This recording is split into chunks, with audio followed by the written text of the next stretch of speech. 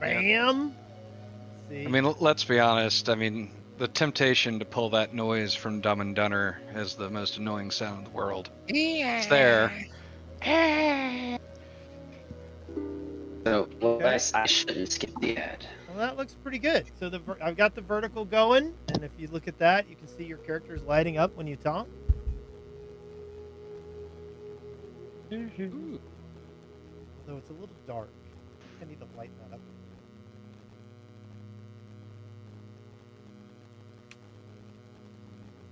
I'm not happy with how dark that is.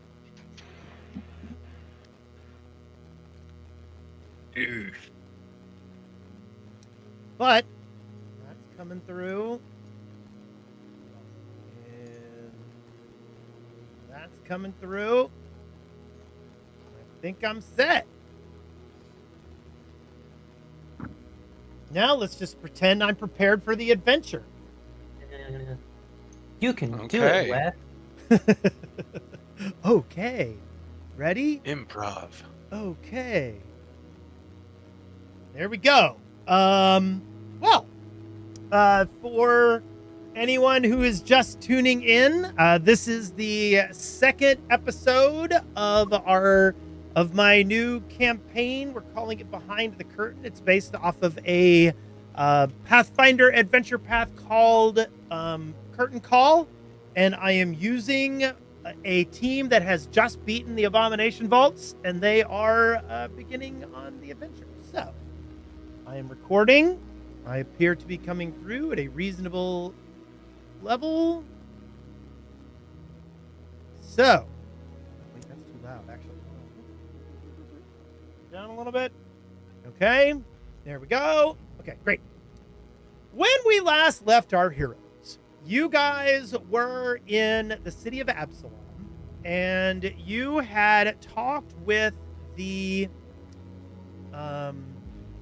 head of the Pathfinder Society in Absalom at the Grand Lodge, and he was attempting to recruit you to go down to Osirian, this land roughly just due south of the island of Kortos, and go and investigate a pyramid that was being uncovered. Exemplar Kimrasa was looking for an ancient pyramid called the Pact Pyramid. And the Pathfinders wanted to get down there and recover some things from the pyramid if possible. They discussed the situation with you and talked to you about whether you guys wanted to become initiates in the Pathfinder Society, and you guys agreed to, knowing full well that you could leave whenever you wanted to. And they got you to agree to go and investigate the situation for them in Osirian. On the way, you realized that you did not have all of your things, and you wanted your stuff. So you went home to go and get it, and to kind of make some final little bits and bobs with the people that you were doing business with in Otari. And then, in the meanwhile, while you were having people, like, doing some social stuff, Cup agreed to go back to your house and get all your stuff. However, Cup never returned. And when you guys went to investigate, a bunch of traps were sprung on you, and a couple of hero hunters that were Norborger cultists, pardon me, how's it pronounced? It's not Norborger. I keep trying to say Norborger, but it's not. It is Nerdburger? It is Norgorber? Norgorber. A couple of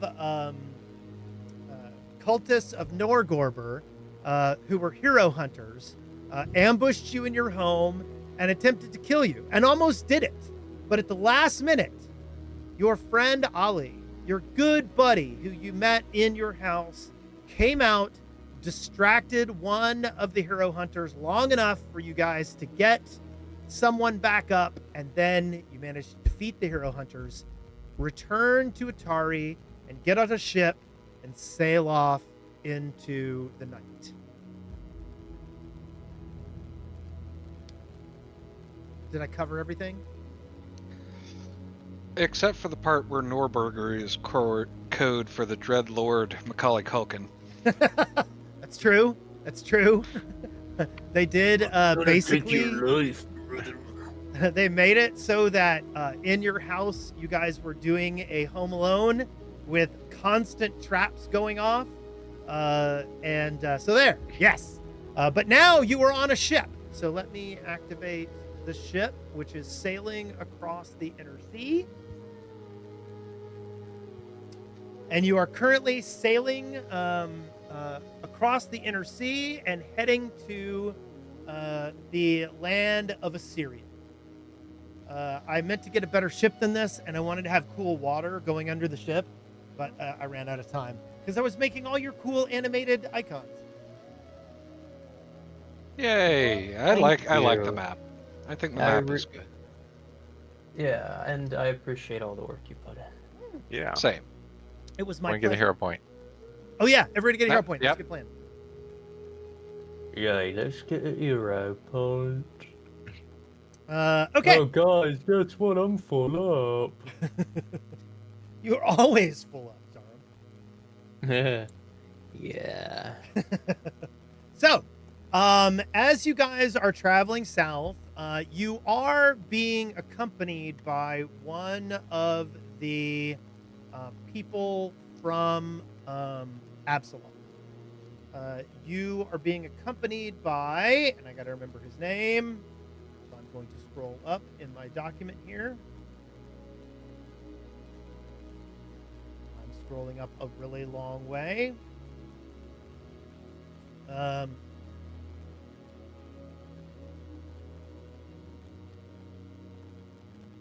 Jaldan Crenshaw, who I do not have a token for at this point in time, but I will. But he is a venture captain for the Assyrian area, which I know you guys don't know that much about the structure of the Pathfinder Society, but venture captains are like areas of entire regions. So Jaldan Crenshaw is escorting you down to the Assyrian shore, and he is there to answer any questions you guys might have.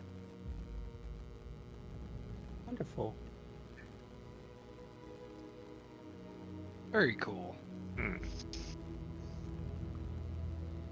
To remind you a little bit about what you've been asked to do, your goal is to get down to Assyrian, find out what exemplar Kimrasa is doing, and get into the pyramid. And one of the reasons they want you to get into the pyramid is that there is another Pathfinder Society member called Hoffenborough, who believes that there are a bunch of magically preserved seeds in the Packstone Temple. So he wants to get in there to get these seeds and then use those, spread his seed around the world in the name of the Pathfinder Society.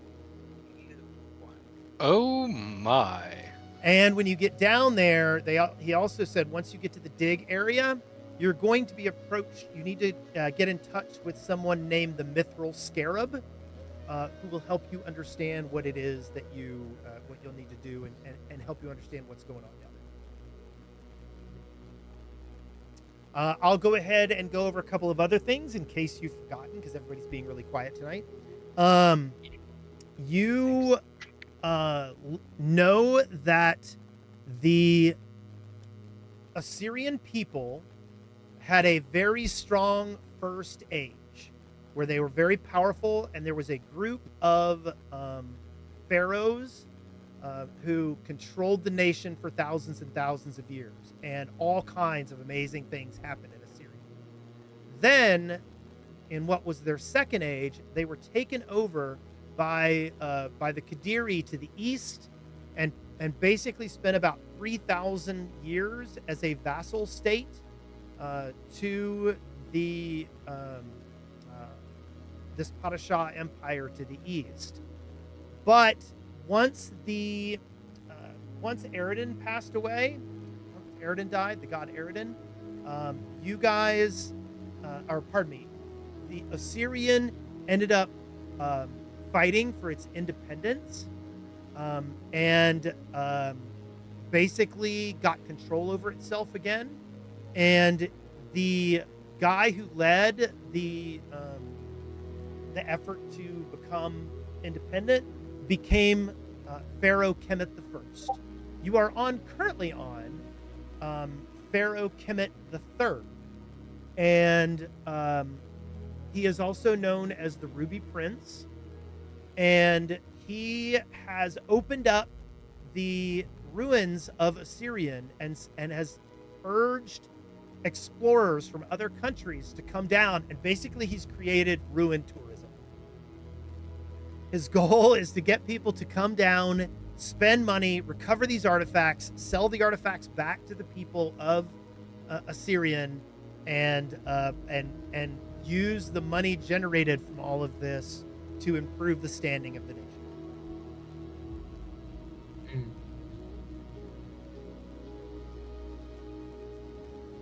Okay. Yeah, well, Cup's very excited to be on the ocean. He's never been on the ocean before. So he's definitely like staying near the edges of the boat, like looking out at the vastness of the sea, like just soaking it all in. Yep. Zarim, go hold him. Go hold him as he leans over the front of the boat. Ashmog, having never been on a boat in his life, is going to sequester himself beneath deck. What's the name of the world? What's the name of this ship? Let's find out. Ship name generator. Oh, wonderful. What a name! What a name! I like that name. The generator. How did you guys come up with that one? Here we go. Generating a ship name. Oh no, that's terrible.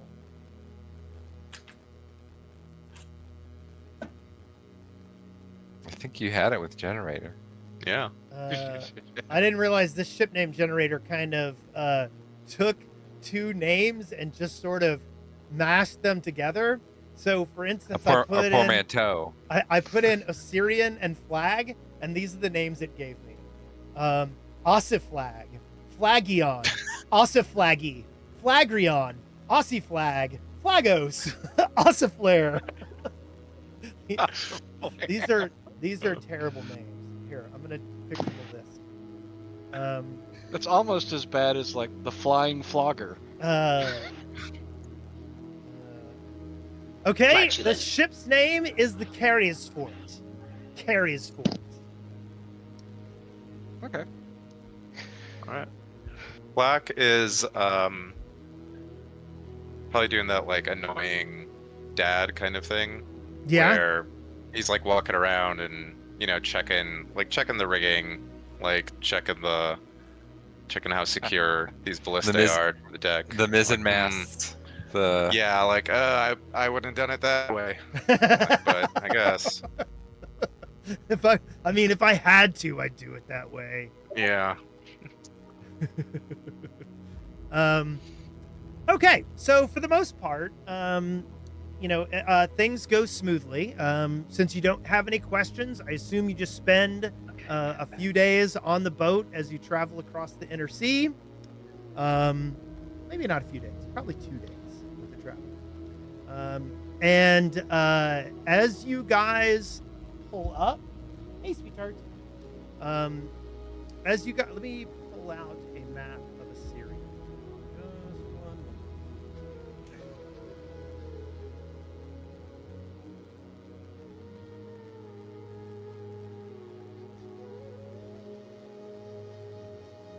So, when you guys, yes, okay. The ship goes down towards the swells of Gozra. And you pass by one port called Tatra, which is a major trading hub for Assyrian in the entire area. But the city of Sothis is the capital of Assyria, and the Sphinx River is wide enough for this ship to travel up to where Sothis is. You go upstream on the Sphinx River for a while, and eventually a very large canal opens up and kind of branches off of the Sphinx River. There are large towers at the edge of this canal, and you can see guards and all kinds of, I know this might sound weird, but clerical workers standing at the top of the towers, maintaining and keeping track of everything that comes to and from this canal. Because the Sphinx River actually doesn't travel by Sothis, even though the map kind of looks like it. There is a carved canal that goes 12 miles inland that you guys start traveling up and heading into the city. I wish I could make things stay on the screen, but I don't know why they're not. And at this point in time, I'm afraid to ask.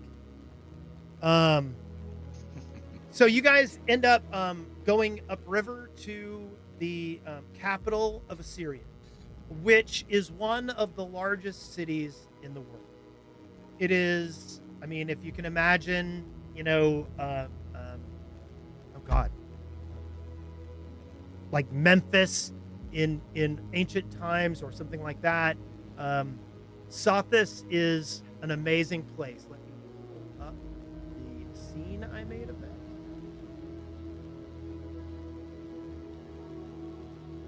One of the things I want to remind you about with regard to Sothis is that, there we go. One of the fascinating things about Sothis was it was founded, 6,000 years ago by the first pharaoh Asgad. And he founded it around the husk of Ulanat, a colossal beetle that was a spawn of Rovagun. And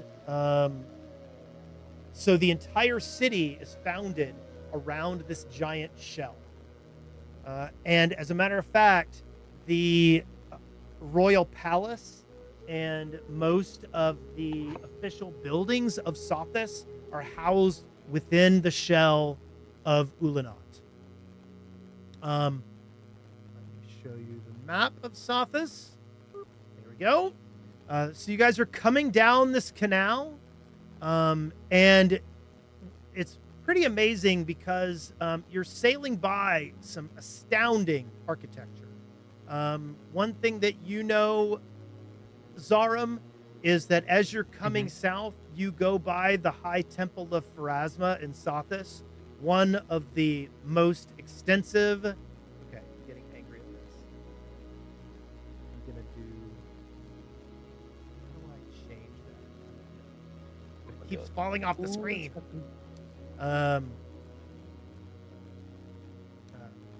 And then you guys get towards the old city. You go by the Temple of the Eternal Sun, which is the temple to Sarenrae that's here. Everybody give me a recall knowledge.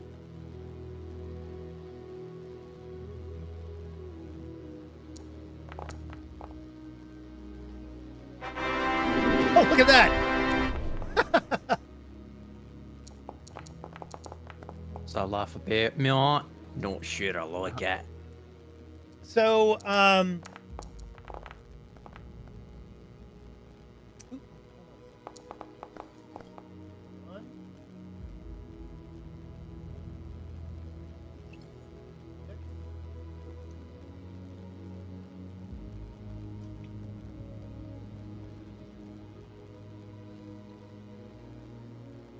trying to make the chat visible on. So Zarum, you're very familiar with the religions of this area. You have some exposure to it, having come from this continent. The gods of Assyrian were the traditional Egyptian gods that we all know, like Ra and Anubis and all that. But during the occupation by the Qadiri, the worship of the ancient gods was like pushed down. One other thing to keep in mind is that the god Nephthys, the god of magic, founded Sothis with Asgad before his ascension to become the god of magic.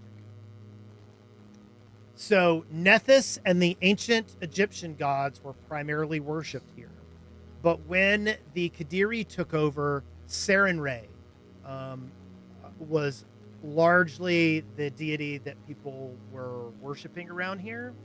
And there is still, a lot of the native Assyrian people do worship Sarenrae. There's no resentment there.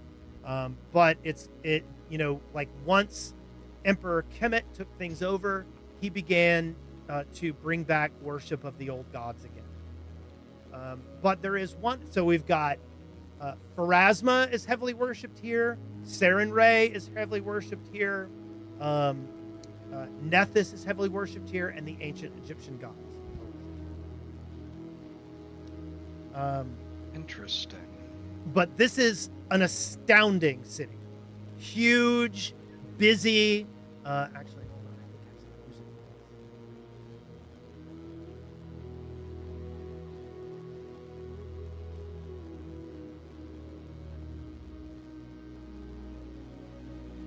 Wait, where did I put it?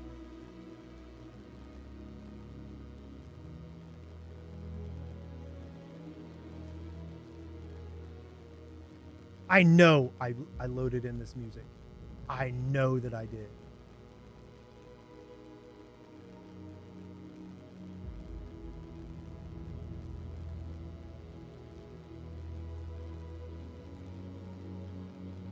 There's some of it.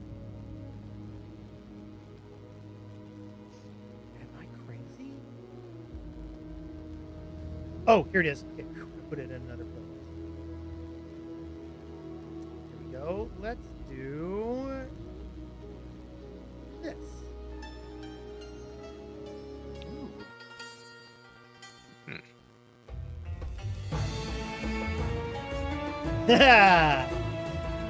Nice. Yes. Where is Brendan Fraser when you need him?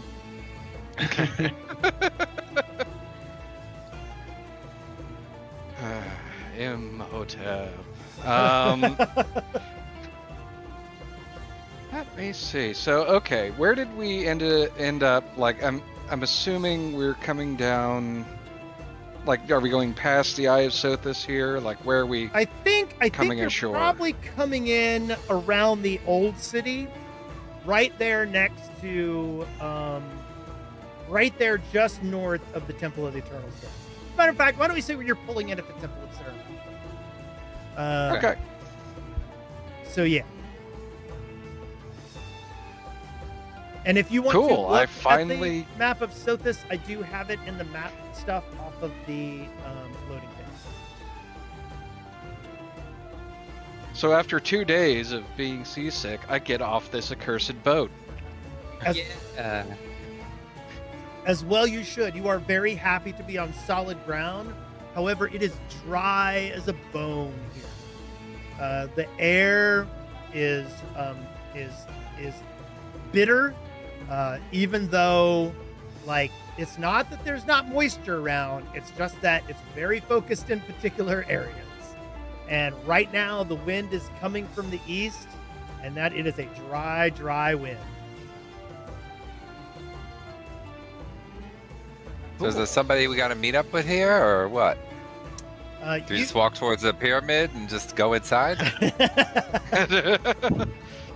Yes, you are supposed to meet up with a particular like transit group, and they're going to transport you to the area where the excavation is taking place.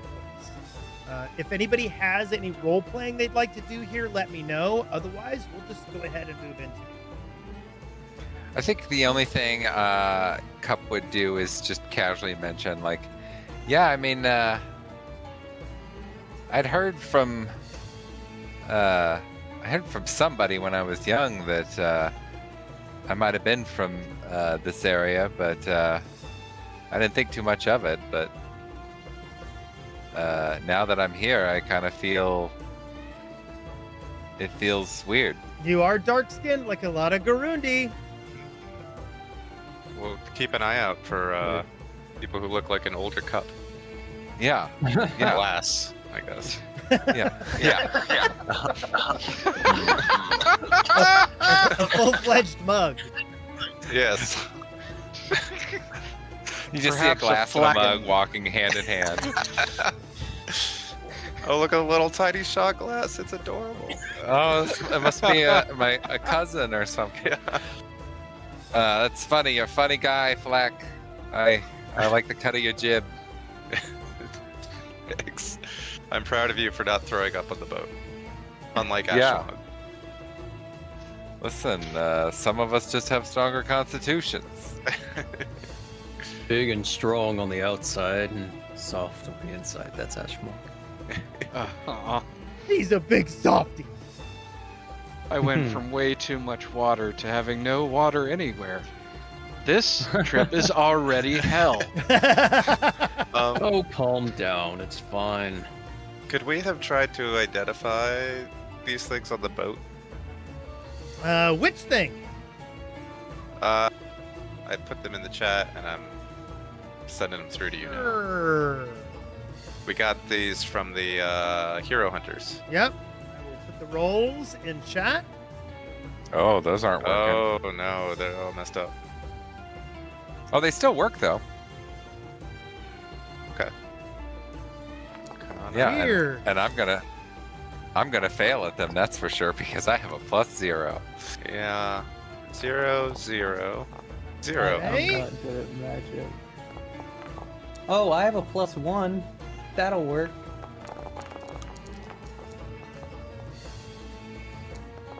It appears we have a couple of successes here, so I will identify the items for you. Yay. Go. Got one of these. And one of these if anybody needs. Yep. If anybody wants them. Nah, I don't wear any of that fancy armor stuff. I assume that I got abs that's of gonna- steel. That those successes will suffice for these two. Yes. Wes. Yes, because they are identical. Also, let's take a look at this thing. don't I can think- use the crossbow. I will give you a crossbow. Requesting a trade with Calcifer. Whoa, this is new. Okay, This counts Grace for us to give you once something in again return. critically doing the approval there. Uh-oh, lost my approval. Let me bring that back up. How do I Request to identify the great axe again. There we go. Okay, there's that. All right. I don't know how to hit the button. I know. Accept offer. It's the Okay. X. See the Oh. X? Yeah, I assumed the X was gonna be like decline. Thandor, right, subscribe so for now 24 months. Oh wow. Woo. So I've now traded you soap for that crossbow. Awesome. Get I- clean. So you had to you had to exchange something for that to work? I don't think so. Oh, No. okay. I But- just had some extra Yeah. soap. I think he's That's just so trying to funny. passively aggressively tell Flack that he could really use the shower. Yeah, yeah. I think you smell great, I'm little gonna buddy. post these back Excellent. up west for you to identify when you have a sec. Oh, yeah. Oh, sorry. Yep. Identify. There you go. Thank you.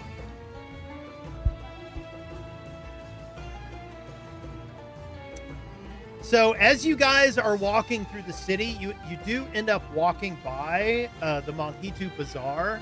I don't know if you can kind of see it there on the map, right at number just a little north of 5, but it is really amazing and a beautiful, beautiful open air market. Part of it's covered and all that, but like there's tons of open air stalls, and it is an amazing, amazing sight. Now you guys have seen stuff in Absalom before, but Garundi just does it differently. I don't know. This does hit different. And I mean, Absalom doesn't have a giant dead beetle in the middle of it, so That Yeah. is true. it does have a giant hole in the ground and a temple that lets you turn into a god. that is true. That's fair. Hmm.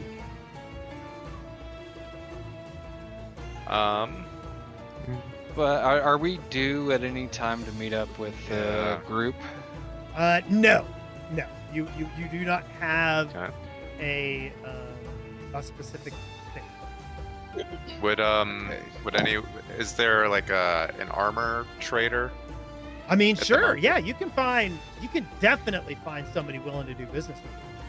All right. I mean, it'd be nice to offload Yeah. this studded leather. If nobody needs it, nobody needs the rune. I am going to join you in that. Okay. as there's one or two things I'd like to do. I guess I needed to put a shop on the board, didn't I? What's up with that, actor? Ooh wee. Also, I can sell this soap that I don't need. Pure pirate mentality right there. I don't know about don't need. That's a little bit generous. Strong language for sure. Hmm. Let's call it Syrian shop. And it is a shop.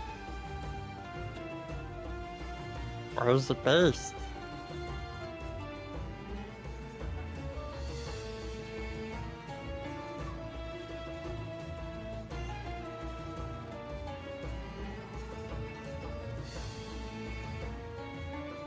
Hey.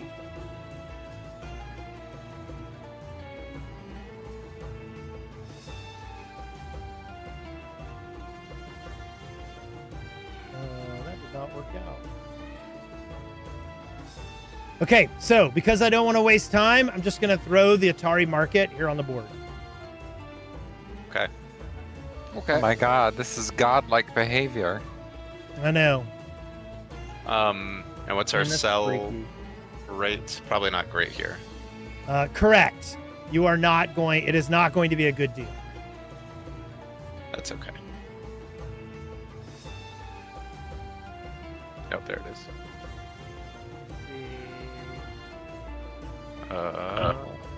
Where did you go? You will get 25%. Okay. I mean, you'll get 75% of the value of the item. Okay. Okay. I'm Okay. gonna Actually, wait. sell This is a foreign couple- country. You're gonna need to roll some checks there, lest you get fleeced a little bit. Okay. That's fair. Like society or I think I would do diplomacy, like a standard kind of diplomacy check. okay. Or yeah, I'll take society if you want to do Well, society. if you'll take diplomacy. I mean, can we maybe look imposing and try to I think Flax intimidate diplomacy's- our way Uh, into a better deal? Flack with his plus 18 on diplomacy handles this fairly well. And Okay. yeah, you'll get 75%. 75? Okay. Oh, and you got Thandor getting some So- spoilers over here, by the way.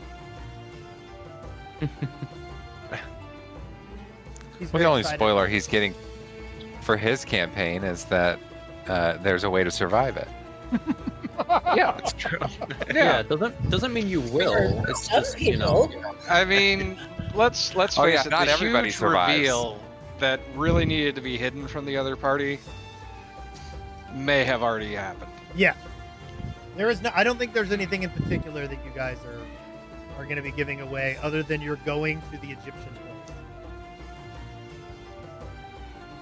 Yep, going to the Egyptian place where nobody is named Kevin.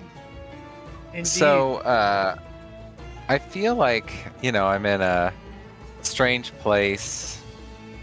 I'm pretty skilled at some unshady things.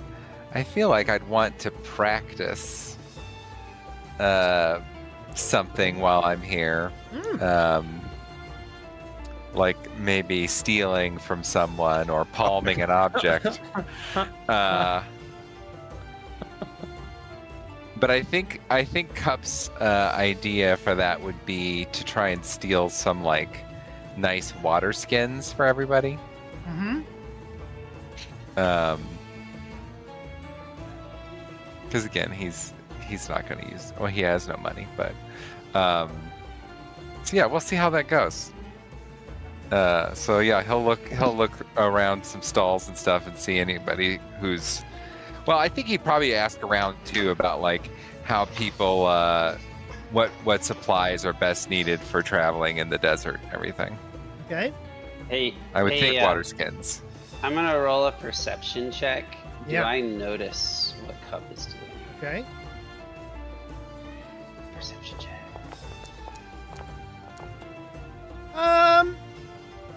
Probably not. Probably not. Now, do I need to make this roll secret or Yes. public? Okay, Yeah. I won't. I don't notice what Cup is doing. Oh my god.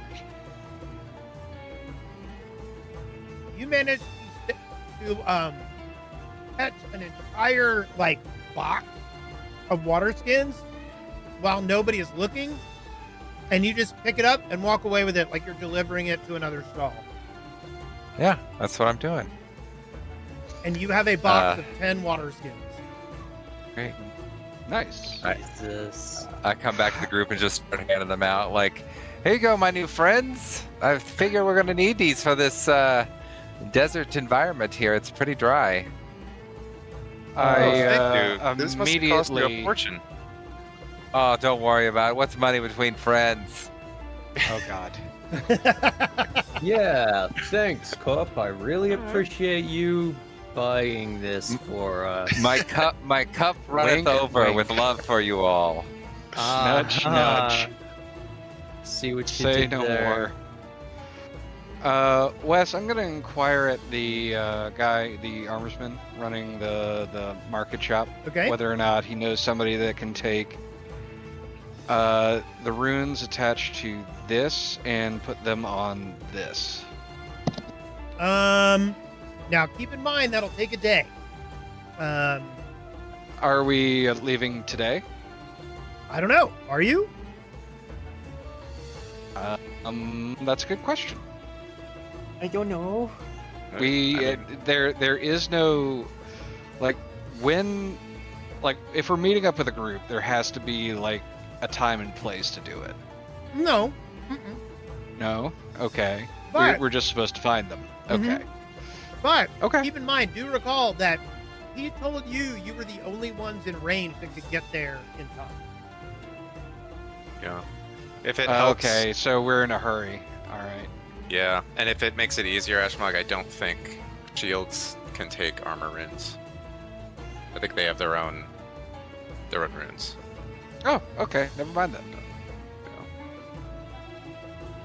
Fair enough. I'll have to look deeper into that. Okay. All right. Well, if we are, I'm good with the merchants. In fact, actually,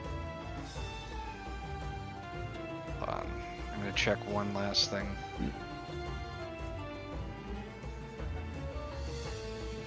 Yeah, what is this weird trading thing? I mean, I said yes. Yeah, but it's such a weird interface. I And I don't know how updated. to actually. I did update Pathfinder and Foundry.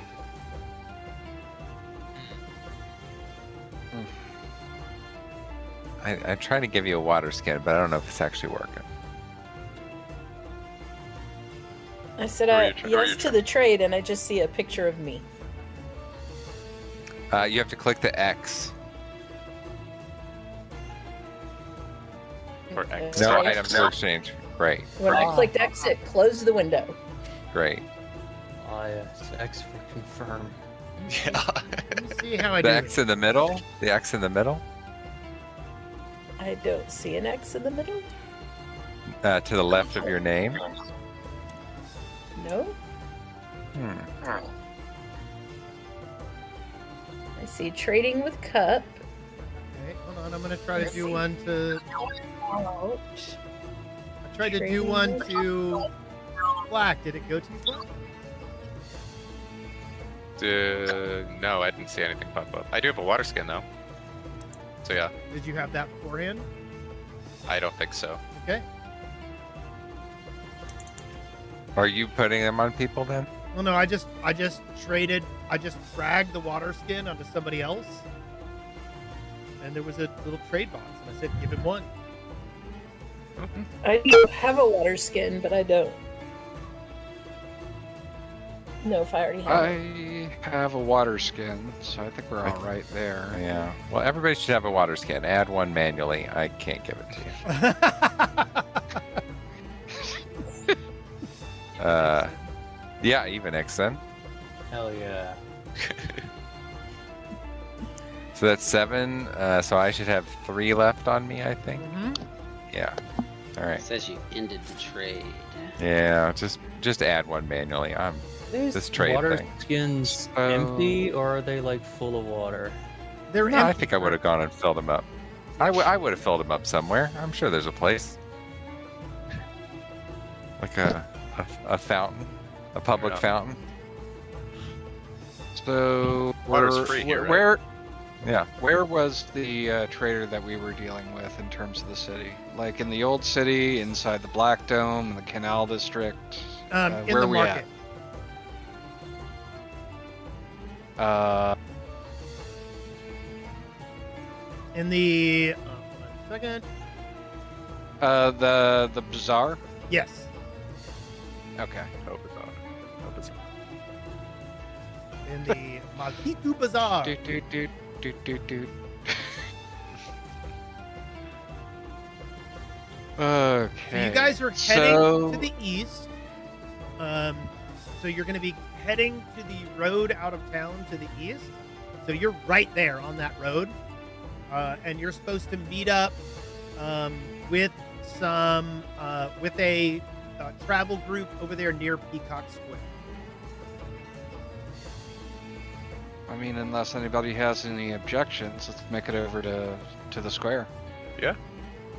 That sounds good. Okay. You guys go and meet up with your contact there, and he loads you onto some transport and you guys begin heading east into the desert. Now, there's a lot of green in this particular area. There's like trees and things like this. But as you head further and further east, the sands get more and more overwhelming.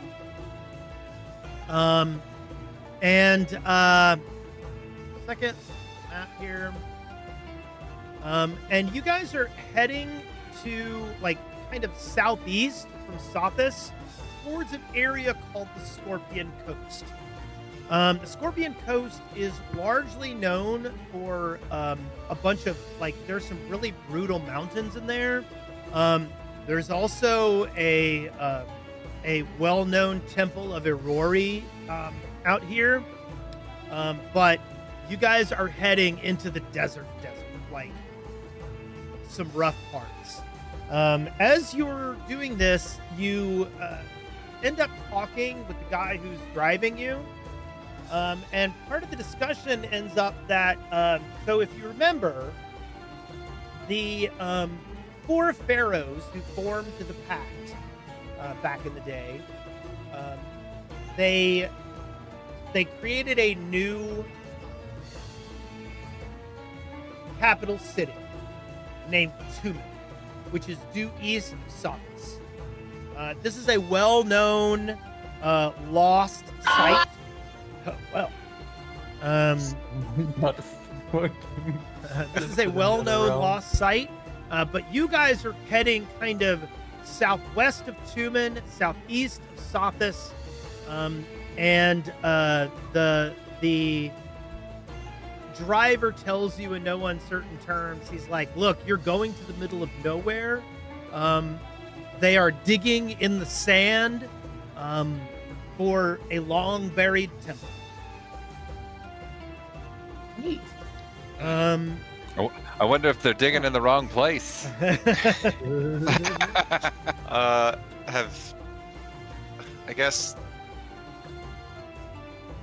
Have there been any issues like with the dig or with other digs? He's anything to be concerned about? He says, well, he goes, I mean, let's be honest. Pharaoh curses are notorious. He goes, you wouldn't catch me digging one up. He goes, but I'm not. He goes, I have only made some delivery of resources over there. He goes, as a matter of fact, part of what I've got in my wagon here are goods for the dig itself. He goes, there are a lot of slaves out there, a lot of slaves that are working, and I won't stay there overnight. Smart. Because you feel bad about the slaves? He goes, our people have a long and troubled history with slavery. And, yes, times are different, but no, I don't want to be around it. Absolutely fair. I hate slavery as well. He says, so everybody give me a recall knowledge. Sorry, I really thought you were going to say I hate slaves as well. I thought he was going to say he hates sand. I hate sand. It's coarse, and it gets everywhere. Yeah, Well, you know who was a slave? Anakin Skywalker. that's true. Well, That's yeah. true. Yeah, that's true. I don't like the sand. Nobody rolled particularly well. That's okay. You can give it to us anyways. What But am I rolling again? one of you, Recall knowledge. Oh, yeah. Yeah, I'm hitting the button, I promise.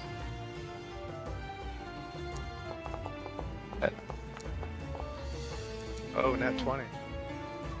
you don't know all that much there, Calcifer. What you guys do know is that largely, like, indentured slavery is frowned upon in the world. And this is a fairly recent thing. Anira, weren't you part of the Firebrands? No. Okay. For some reason, I thought you had some Firebrands. I mean, in raiding, like, we took some people as, like, ransom, and we forced them to do labor until somebody paid said ransom, but I don't know how close to the line that is. Right. So the one thing that you do know is that a lot of concessions have been made in Assyrian since the rise of the Kemet Empire, and there is still slavery, and a lot of it, but there are rules now. Slavery rules. Many people just consider that to be a whitewashing of a most unfortunate situation. Others consider it to be, the first step towards abolishing it entirely. And others look at it as an inconvenience and wish it didn't exist. And on Columbus Day too. I mean, come on. I know. Terrible. So you guys start making it out to the desert. And as you get closer and closer to the excavation site, the driver lets you know. He goes, he says, I'm going to have a difficult time explaining why I've got, 9 people to deliver these goods. He goes, I'm going to recommend, he goes, you guys might want to, if you can come up with a good excuse for being here, that's great. He goes, but all in all, he goes, I don't think I'm going to be able to excuse it as, bringing my goods with me. I mean, you could always explain it as mutual protection. He goes, Oh, don't worry. I can help. Don't worry about it. All right. Didn't you say that ruins tourism is getting bigger? Maybe we begged and pleaded in the city until you would take us out to this awesome spot to see. He says, yeah, he says, I know that Pharaoh Kemet has opened up the ruins under our nation for people to attempt to recover some of the lost items within them. He says, but I'm not sure that this dig is supposed to be drawing public attention. I could. But Also I'm just good with make us Cup's idea, invisible. whatever it is. So I don't wanna hear it. So just to be clear, the truth of the matter is we're here to go into the ruins. Are you asking That's me? the truth, right? I'm asking everybody. We got to meet this mithril scarab person. Yep. And where's he at? He's with the slaves? He's hidden with the slaves? Is he cracking the whip on the slaves? I don't know if we know. Yeah, I think we were only mentioned Yeah. as But we Right know now this that's- is We're not we asking know more this is questions. roughly the area. This is roughly the area where we're going to meet this person. Mm-hmm. at the dig site somewhere. Yeah. Got it. But they would be not happy with just a whole bunch of strangers showing up at the dig site. That would make them uncomfortable in some way. Well, he says, he goes, this isn't a tourist attraction. He goes, this is not, he goes, I imagine you would need a good reason for being here. Got it. I got it. I got my lie ready to go. I'm 100% in. Yep. Let's do it. I'm just gonna remain as hidden as possible. What time of day is it, out of curiosity? You're getting here in the late afternoon. Okay. Oh my god, everything here is tiny. Yes. What is this? Ruins for ants?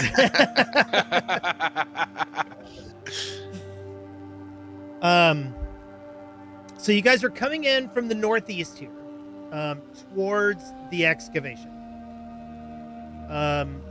The excavation is in the middle of the of this map.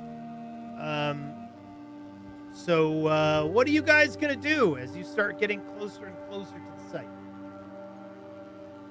All right, everybody. Just walk like you're supposed to be here, right? Like, that's the key. You gotta walk like you belong. Nobody'll question that. Then if you look like you're trying to hide or something like that, it just throws more eyeballs on you. I mean, I'll just follow your lead. Yeah. I will also follow his lead, but I am very skeptical of this, that it will not lead to violence. I am prepared in my brain. I will sneak. Ah, sand, just as I am used to. Because I belong. Okay, hold on. Don't like walk down. This is going to be obviously this map is not to scale. We just walked 5 miles. Yes, that was quite a distance there. I like bounding 5 miles in a single step. Hold on, I lost one of my documents. Do. Right, everybody. So the lie I'm gonna tell. Do you want me to tell you ahead of time, or you want me to just wait and see what happens? I'm really torn. I kind of just want to wait and see what happens. I All right. mean, do your thing, man. Do your thing. Just 1 second. I accidentally closed one of my documents. Control Z. Alt F4. So- Is the guy we were sent to meet up with not a member of the Pathfinder Society? I thought Yes. that he was. Yes. So can we not just introduce ourselves as Pathfinders and say we were sent by the... I don't understand why we have to lie. My guess is we're not supposed to be here. Like, that guy is not supposed to be here, and he's probably pretending to be someone else in this group. Like, though Kemeth has opened the ruins for explorers, like, it's probably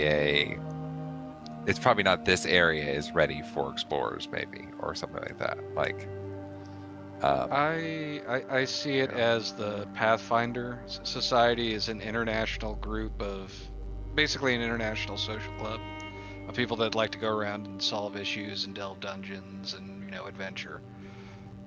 This is a matter of state, right? It's sort of like if a whole bunch of alien enthusiasts wanted to willy-nilly walk into Area 51, right? There's going to be some resistance to that. That's what I see. That's just me. that's a good analogy. Yeah. So yeah, like I don't. My understanding is not that the Mithril Scarab is like running things at the dig site. Yeah. So that and unfortunately, I don't think we ever asked like, what does this person look like? Are they male or female? You did what are not. they going to be wearing? How can we find them? Like They probably look like a mithril scarab. I mean, everybody knows what Sure. that looks like, right? Yeah. We are literally here to meet a giant metal bug. So, as you guys are approaching, you notice that you're with there's more than one caravan coming into the area. This road that you're coming in for is not well traveled. It's fairly new. And a lot of these caravans are kind of coming into the area, and they're driving up to this large mound over here.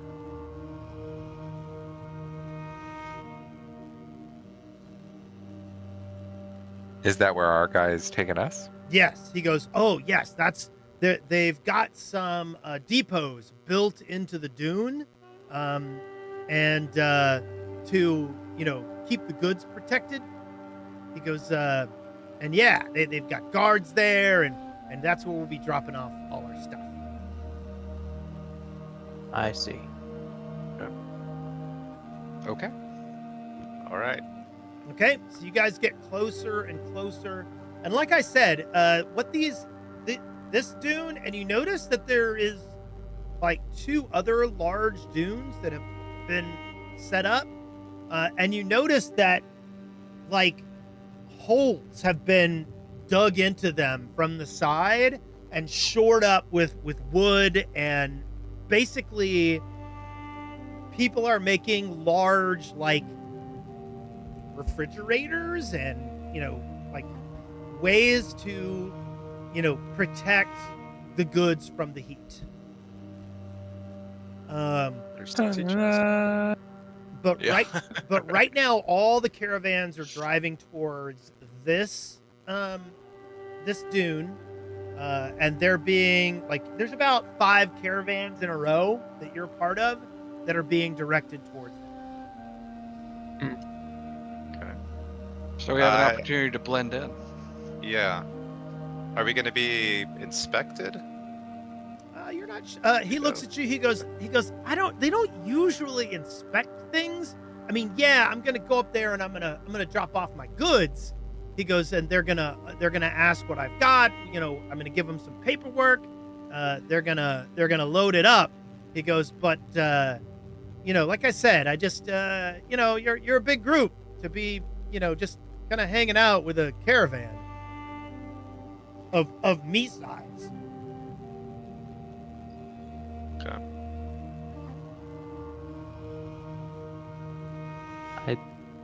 Okay. I mean, we'll see what happens, I guess. I mean, half of us could try to hide, right? Oh. If it's the size, that's the problem. Technically, I can make all of us invisible. That's true. If we're worried about that. I mean, we not might let's see what happens to the other caravans ahead of us. Okay. Right? Yeah. I am certain we're not the only people trying to smuggle something into a dig site. My my shared invisibility lasts 10 minutes, and I can cast it 8 times. When it says heightened 5th, does that mean if I cast as a 5th rank spell, or is that the base plus 5? Okay, so technically I could cast, and my 5th ranks last an hour each, so I could keep us all invisible for 4 hours off of my 5th ranks, and then 40 minutes off of my 4th ranks. Yeah. Oh, actually, in my 3rd ranks. So actually, my 3rd rank's also another 40 minutes. So yeah. Well, if my lie doesn't work out too well, then we'll get ready to cast your spell there. Okay. So the other caravans are kind of pulling up in front of this big thing, and you see a bunch of workers going, and there appears to be some kind of clerical worker kind of checking things off. He takes some paperwork from the driver. He kind of looks back. He grabs another kind of well-dressed person and points at the paper. And then that other well-dressed person begins telling the workers to unload things off of the cart and separates them kind of there. And then once everything is off, the first person signs some documents and hands it back to the guy, and he pulls off and starts heading back up the road. Everybody give So our me... driver, I'll ask the driver if he knows any of their names. If he knows any of their names? He goes, Like oh the no. clerics and stuff. He goes, no, there's Or the hundreds of clerical people out here. I don't know any of these guys. Okay. So, You're gonna have us do a roll. yeah, do a perception check, everybody.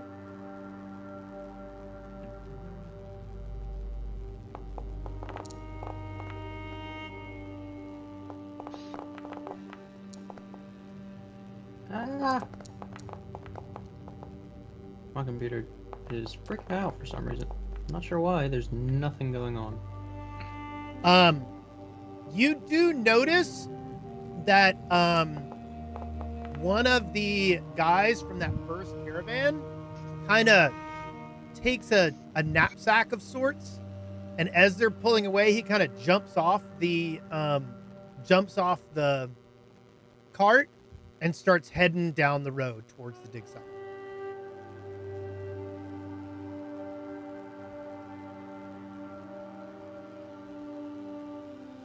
So someone who is a passenger in that other caravan? You're not really sure. But like not the driver. Right. The driver is leaving. Okay. Okay. But someone else who was with the driver has gotten off and is heading towards the dig site. Correct. But he wasn't Got it. necessarily trying to be well seen. He was trying to hide. But he was not like harassed on the way in any way or questioned or anything like that. Well, like I said, he looked like he was being sneaky when he got off the cart. But Okay, I got you. Okay.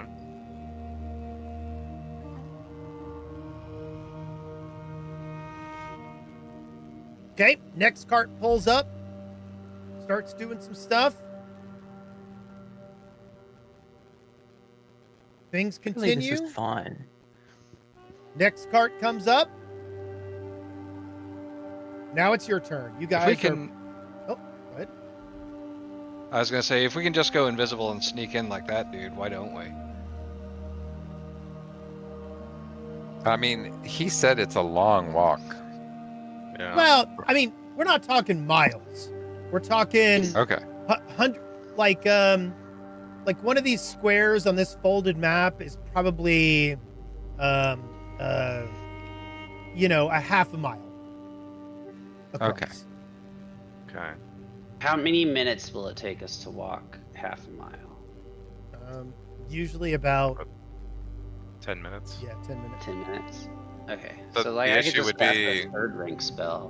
When it wears off, Well, we this wouldn't want to sand, be in a right? place where we would all like pop into vision in front of everybody. We're gonna be walking through sand. Oh yeah. Oh yeah, also Nero's got little legs, it might take her a bit longer. Well, No, and the we'd be leaving a point ton is- of footprints. Yes. We would be invisible. Our footprints would not. Well, like I said, this is a No. new road, but it's a road. Yeah, so we'll be fine. Nothing wrong. Yeah, if we walk on the road, we're fine, but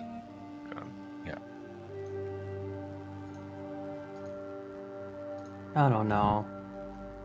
I think honesty is the best policy, but You Yeah, have that's gotten what I'm these gonna guys in do. trouble Yeah. so much with that ideology. what do you mean? It's always worked out. Okay, all right. I trust Cup. But no, I I trust Cup. no, you shouldn't. You really shouldn't.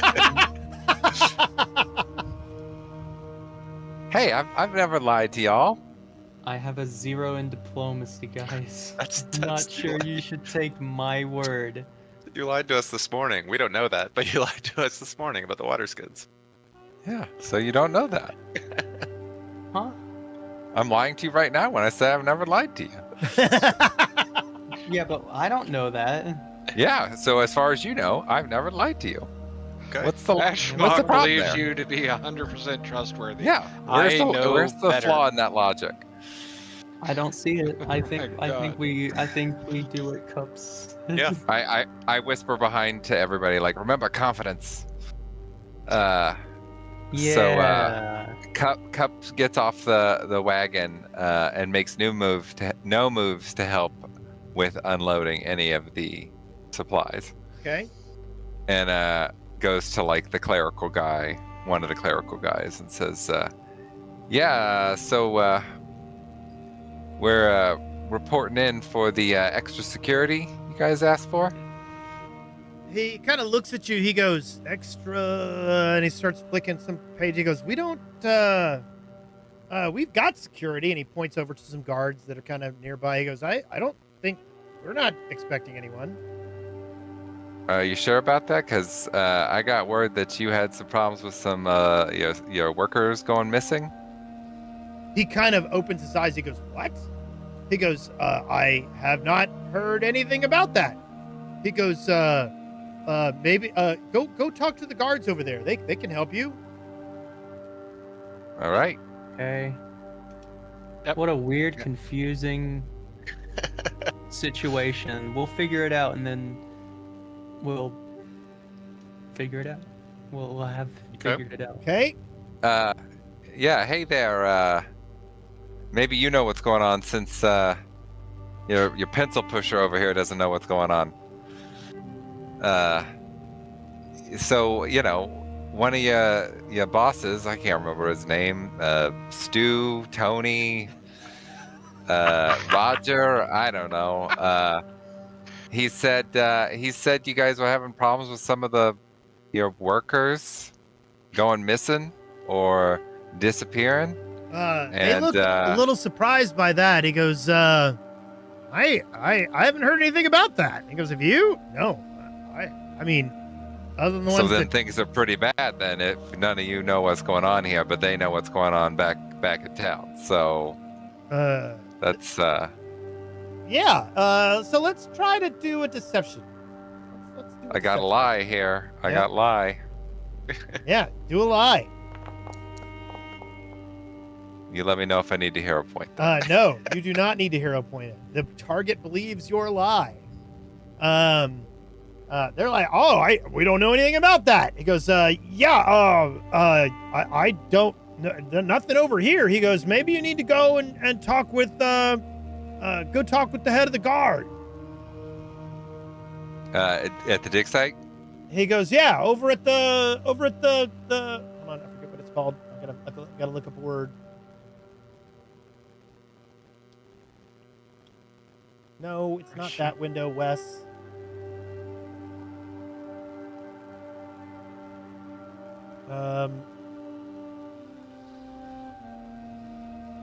He goes, "At the master camp."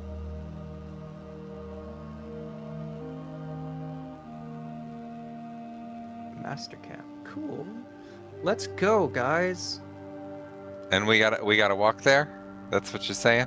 He Can't looks at take you. a caravan or anything like that? He looks at you. He goes, "Yeah, you're walking. You're All right. you're that's walking." Fine. That's fine. That's He fine. goes, It's fine.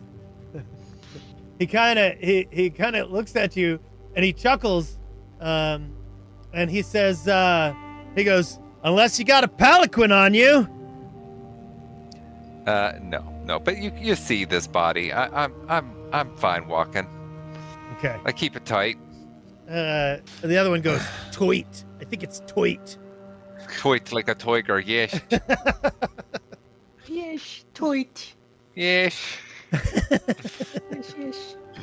So we start Yeah.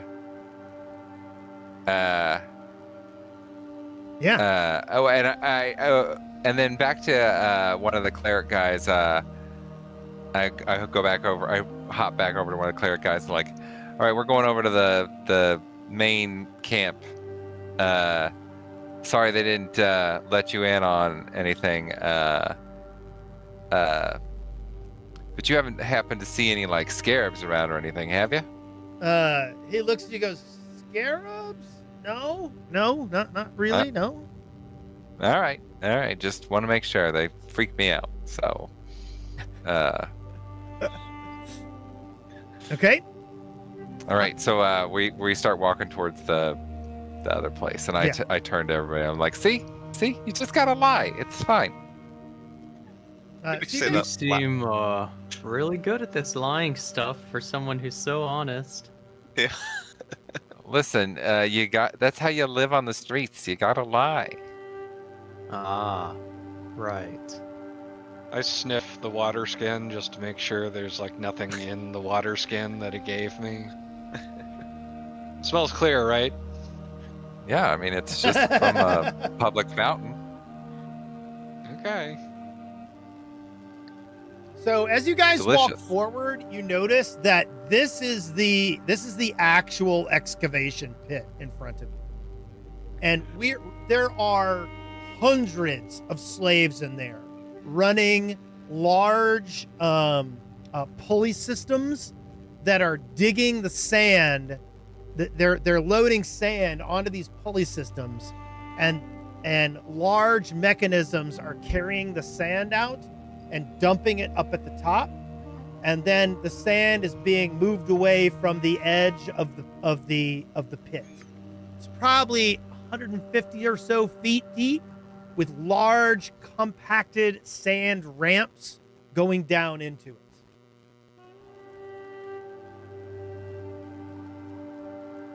Looks inviting. It's a big hole. That's what she said. I didn't do it this time. So, do we think this scarab person's hanging out around here, hiding amongst the slaves, or do we think he's at this camp place that we were instructed to go to? Probably near the camp. I don't know. That was my thinking too. Yeah. We most people heard just they wanna were stare at the dig area. Would we have understood that to be like this entire complex, or the pit itself? The entire complex. Awesome. You didn't ask any leading questions there. Yeah. I could yell out Mithril Scarab and just try and lie and say I had some kind of weird Tourette's. Is there a place It's for very like, loud. It's very loud digging in the pit. And you notice that there are ever-burning torches placed regularly around, so you're pretty much aware that this pit, this dig, is going night and day full time. Yeah. All right. Is there like a spot where people get water? Like I understand that these are slaves, right? Right. They have to drink. Correct. You do see, what we would call a water buffalo down in the pit, where people can go and get water. Go down there to fill up my water skin. Yeah, and I just try to listen to what people say, if anything. Yeah. Okay. How heavily guarded? Like, does it look like lots of guards compared to how many slaves there are, or just a few that are just keeping an eye on things? Like, what's that situation? There appears to be a lot of slave masters. Not so many guards. You do see slave masters armed with whips. You see, you don't hear a lot of cracking whips or anything. But you do see figures that are controlling the slaves, and then there are also guards for the area in general. But not a disproportionate amount of guards or slave masters. No. I mean, as far as you know, this is an appropriate level of supervision for the slaves. Okay, good. Air quotes on appropriate. Yeah.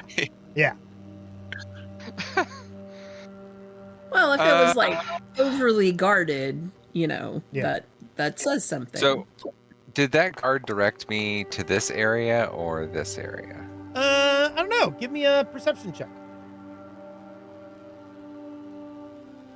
And what are you perceiving, Ashmog? You're listening in while you go and get some water? Yeah, I mean, also, like, are the slaves all of a specific race, denomination? Is there some kind of unifying factor, right? Or is it just like... It is a random collection of peoples. Person soup. Okay. Yes. Large... Yeah, that's how you describe it. There is person soup. There is how babies are made. A large number. Obviously, it's going to be primarily Garundi peoples and races. You're not going to see a whole lot of, like elves, or Garundi dwarves tend to be located in a few very specific areas. But it's a hodgepodge. Okay. You were too busy enjoying your lie, and you didn't quite catch which direction was which. Great.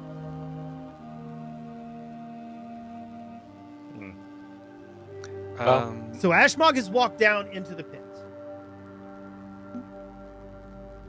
Do I overhear anybody saying anything while I'm down there? Or, like what?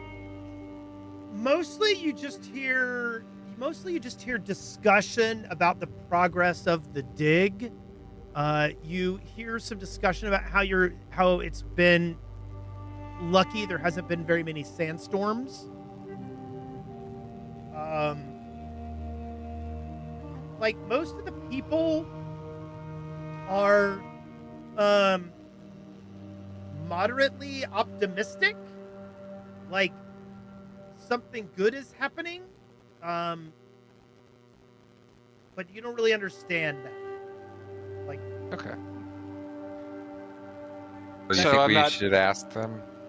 So I'm not hearing anything like that guy Bob is an asshole. He's been riding my ass with like cracking the whip all week. Nothing like that.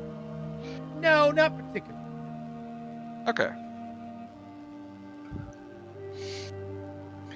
So, what do y'all think? So I assume we see lights from all these like settlements, right? Right. Like yes. this. It's early evening, and you do see like ever burning torches along these three paths, as well as the one you came from, and around the pit. Now the sun hasn't gone down yet, so you still have some. It's not dark, but you are able to kind of see from where you are because it's a little bit higher ground than you are. There does seem to be some kind of enclosed area over here, and it seems to contain a lot of large tents. Down here appears to be a collection of small tents, and it looks like some squalor. Over here are also some large tents, as well as a couple of permanent structures.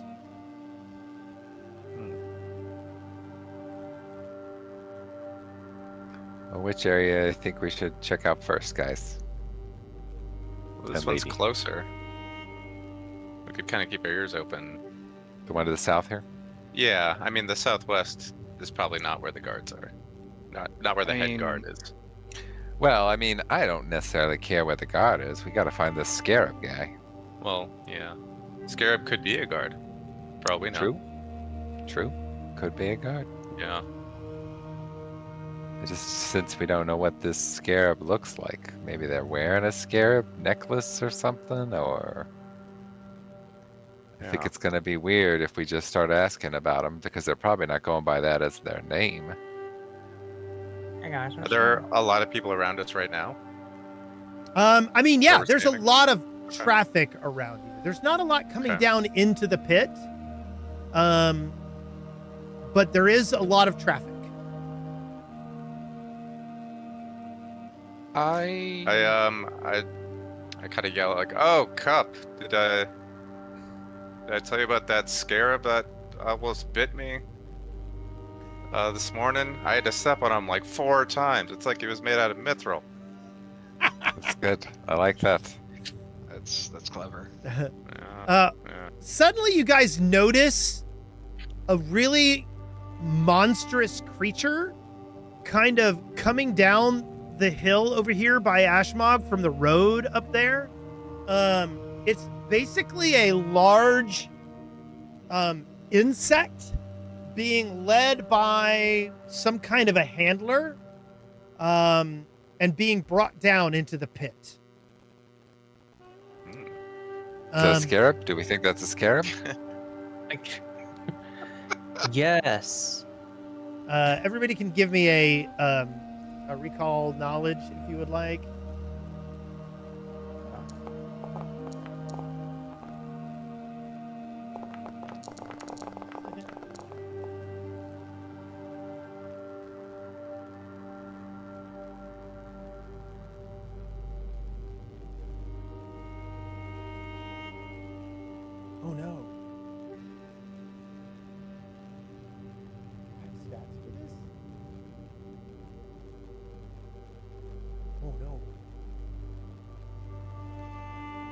Roll for initiative. That's what he's gonna say. For initiative, everyone fucking dies. Basically, what you see is a large mantis-looking like creature. Being escorted. Mantis does not look like a scarab. Yes, no, it does not.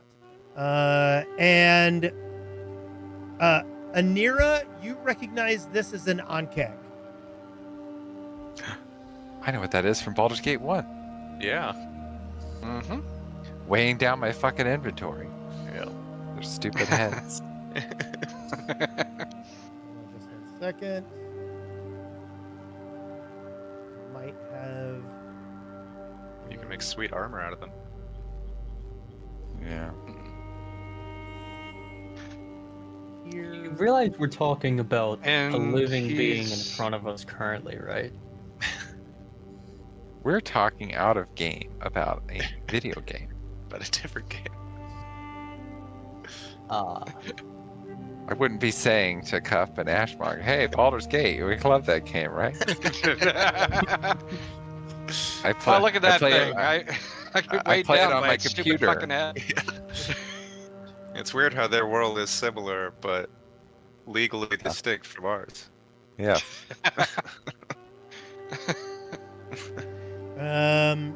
And this is Oh, yeah. just some art from the book, but this isn't what's happening. But Oh. Yet. you see you these large Ankeg being led down into the pit, and they are. Some of them have carts behind them. Some of them are being used to push large amounts of sand around. Okay. And you Well, said it I was mean- coming down from like this area down the road? Yes, from No, I think it from was this from- direction. Okay. It was from this that- direction. from this direction. Yes. Okay. So, I mean, here's what I'm going to say. They're bugs. The guy we're looking for is named after a bug. Maybe he's in the direction the bugs are coming from. That's all I got. It's as good a theory as any. I'm not Columbo here. Fantasy Columbo. It is Columbo Day.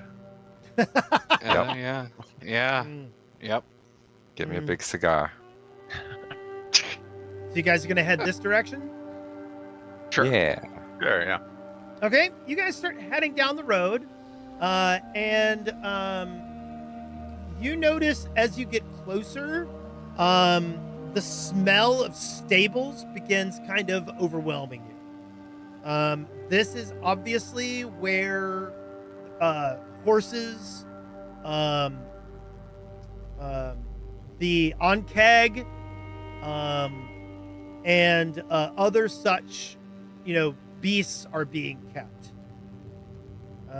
There are camels and desert horses being stored in tents and in a very large. The Ankeg are being stored in a very large structure in the middle, and you see a bunch of them.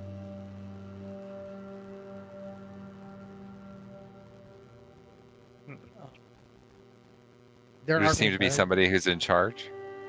I mean, you see people that appear to be taking leadership roles, but not one. It's not like anybody has on a big, like top hat and a bow tie. Oh. That'd be weird things to wear in the desert. Yeah. Sir Topham Hat is not out here telling Thomas the Ankeg what to do. Topham Hat.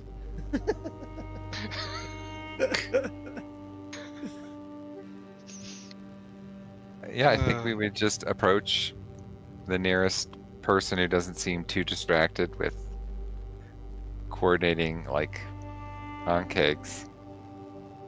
Yeah. Just ask them So and there- just say, like, oh, you go ahead. Oh, I was just gonna say there are some, stable boys and things like that are, feeding the horses and the camels, making sure that the water troughs are full for the pack animals. Yeah, I think I'd go up to, like, a stable boy. Okay. Just say, hey, yeah, we're new to this dig, and we were told to report to the captain of the guard, and I think took a wrong turn. You know where we could find him? He goes, or her? He goes, I'm just a slave, but this is the stables. You'll probably need to go to the master's camp, and he points the opposite direction. Gotcha. And you all don't keep any mithril scarabs here, do you? And then I wink. And he goes, I've never seen such fine metal. All right. Well, you're no help. He's not. Here, kid, and I toss him a water skin. He kind of looks at you, and he goes, thank you. You're welcome. Stay hydrated. And then I was like, okay, we gotta go back to the other camp. Dance and thanks you. All right, Christian Bale. All right, Tony, we gotta go back. Did you just give Dobby a sock? Oh, he's free. He's free now. He has property now. All right, we gotta go back up here to find people of authority. So. All right, you got us into this lie, so I'm. Water skin. Oh, joyous. Okay, so you guys, hey, it's Bull Shark. Good to see you. So you guys start heading up the hill, and you notice that the people traveling this road, some of them have much better, state of being than the people at the stables. And as you get closer and closer to the master's camp, you start noticing a little bit of extravagance ahead of you. There is a lot of very colorful fabric, tents with drapey curtains over them,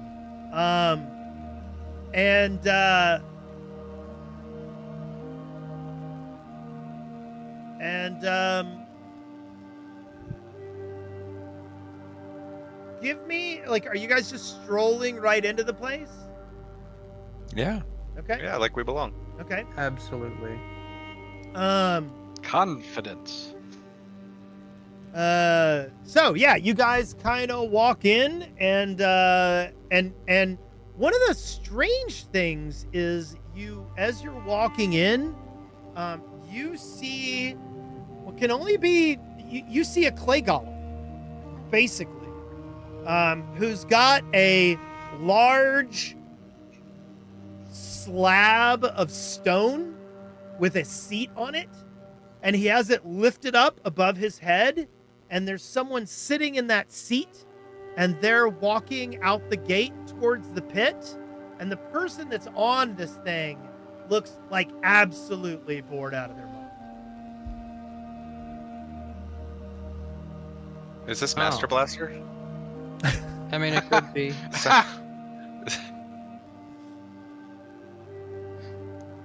Run Sparta Town. Yeah. So you guys start coming into the gate, but you again, this is a very extravagant place. Give me a society check.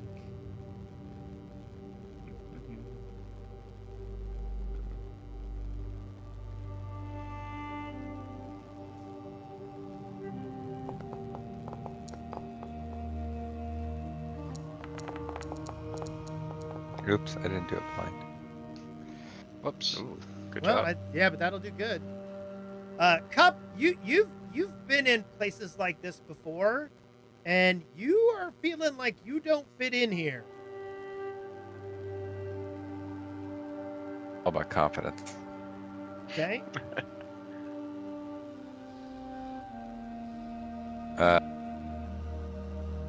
All right. So, is there a guard? Are there guards posted here? Not really. I mean, there's guards walking around, but it's not this isn't a prison encampment or anything like that. The social structure is pretty tight, and you know, as long as you've got roving guards, like the sense of social safety is around, you know. All right, I'm gonna try something. Okay. I take out one of the water skins and I pour it all over myself, like to look glistening. And I walk up to the nearest like guard. Yeah. And I say, "Hey, so someone here hired me for the night." Oh my god. Oh, my man. god. Let's give a lie roll.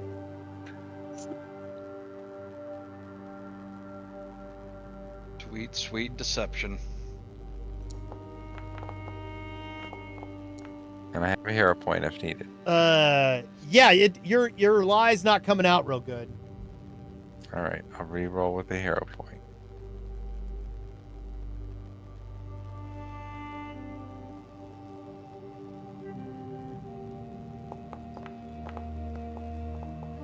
Okay, that goes over significantly better. So as you're starting to describe the situation to the guy at first, he kind of like is side-eyeing you, and then he kind of calms down a little bit. He goes, "I'm a little surprised. Hired you, huh?" Yeah, I think all this isolation out here was starting to get to them. But I don't know really their name. Like they said to ask for the Mithril Scarab or something. I don't know what that means. I don't know. I've never heard anybody called that. He looks at you and goes, I don't know that person either. He goes, I'll tell you what, let me go check with the guards. Or go check with the masters. And he nods to his compatriot who kind of stands there, and then he walks over to one of the tents. I appreciate this. I traveled a really long way, and I'm all oiled up, ready to go. Like, Oh my! I turn back to all of you who don't hear any of this because I've walked away from you all, but I give you all a big thumbs up. Jesus. Zarum's like, this one's just as bad as B.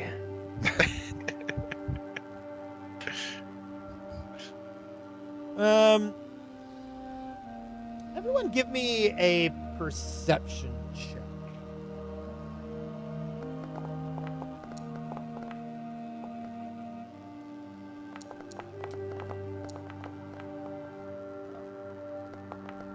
Bam, bam.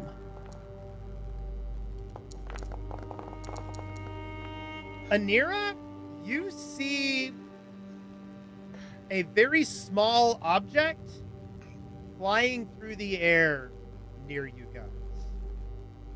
And when you look over at it, it looks like a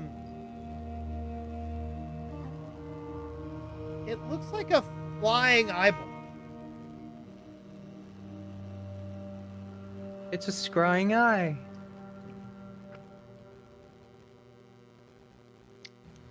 Coming from the tent area towards us. It appears to just be moving through the space. So not necessarily towards us. Correct. Can I follow it? You could. Is that what you want to do? You want to follow the eyeball? Yes. Okay. I notice her trying to be sneaky? Actually, Zarum also notices the eyeball. You notice, Zarum, is there anything that you want to do with regard to the eyeball? Yeah, I'll be like, hey guys, look, it's a floating eyeball. That's weird, right? That's interesting. No, it's normal where we come from. It's oh, okay. It's fine. It's normal. If you lick it,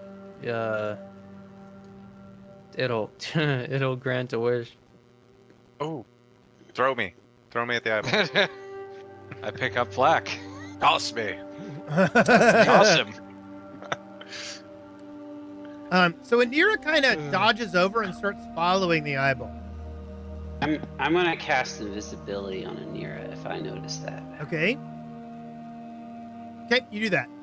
Anira, I won't protest. as you see this eyeball moving around, it appears to be like looking around corners and traveling through the space, looking around.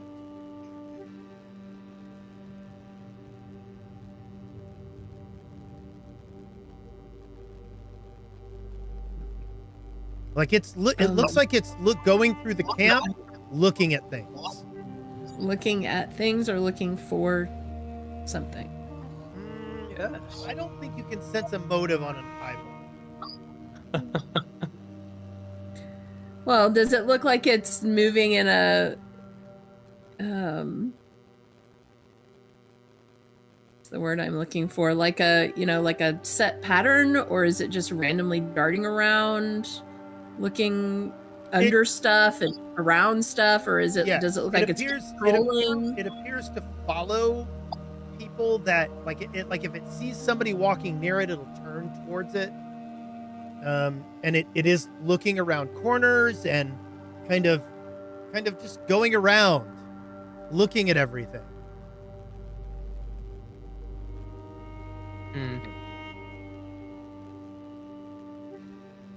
So it's not looking for anything specific, it seems. It's just kind of surveying. Yeah. All right. Well, it's just it's an observer. It's All right. Well, I get bored and stop following it. Okay. Anira comes back to the group. In the meantime, the guard comes back to you and he's like, we haven't heard of a mithril scarab. He goes, I'm not sure that's who you were hired to entertain. Somebody here is gonna kill. Oh man, do you think that it could be located at one of the other encampment areas? He goes, and who bought you? No. No.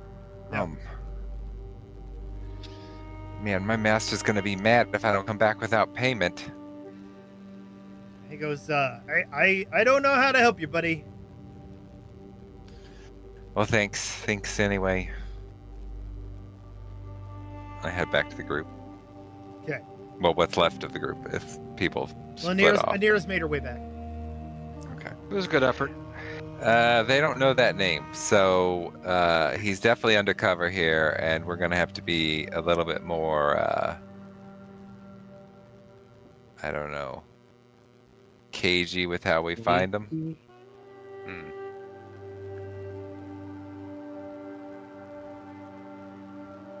Maybe he is posing as a slave, or in the cheap seats. Maybe he is one. Yeah. Yeah. He might be a slave. One of them stinky fucking. Oh my god. Wait, what? Damn. Whoa. Wash your mouth out with my water skin. I'm gonna use them whenever I can. So this woman that's nearby looks at you, Cup, and walks over and goes, and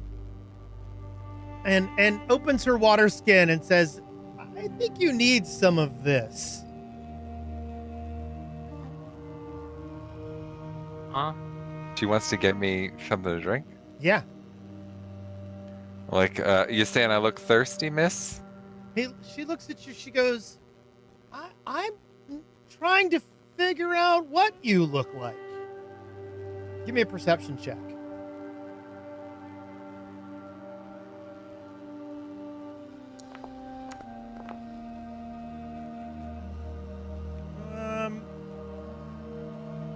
Who's near Cup at this point in time?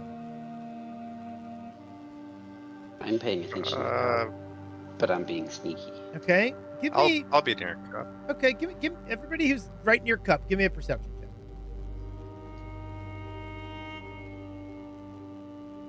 mean, I will put anything into my mouth that is offered to me, whether it belongs there or not. Okay. Zarum, you're the only one that picks up on this. Okay. She's taken the cap off of her like water and handed it to Cup, but the inside of the cap has a symbol on the inside of it. Okay. And you instantly recognize it from the main gate of the Grand Lodge of the Pathfinder Society. You've seen this symbol before, and she's and once you notice it, you're like it's obvious she's holding the symbol so that you guys can see it, and you're the only one that did. Oh, okay. Oh, I would kind of, I'd do what Cup told me to do, and I'd like stroll up to her and be like, "Oh, hey, it's you. I know you." She looks at you, and she goes, "You know me?" Yeah, we met one time at like a society thing. She kind of looks at you a little strange, and she says, "Society, interesting. You're not supposed to be here, are you?" So far as I know, we're exactly where we're supposed to be.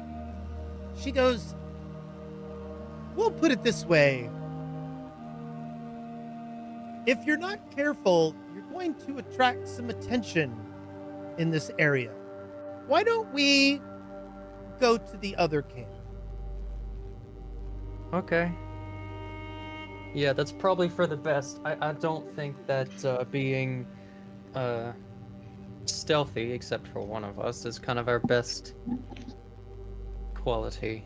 I guzzled down a lot of water. And I have quiet allies.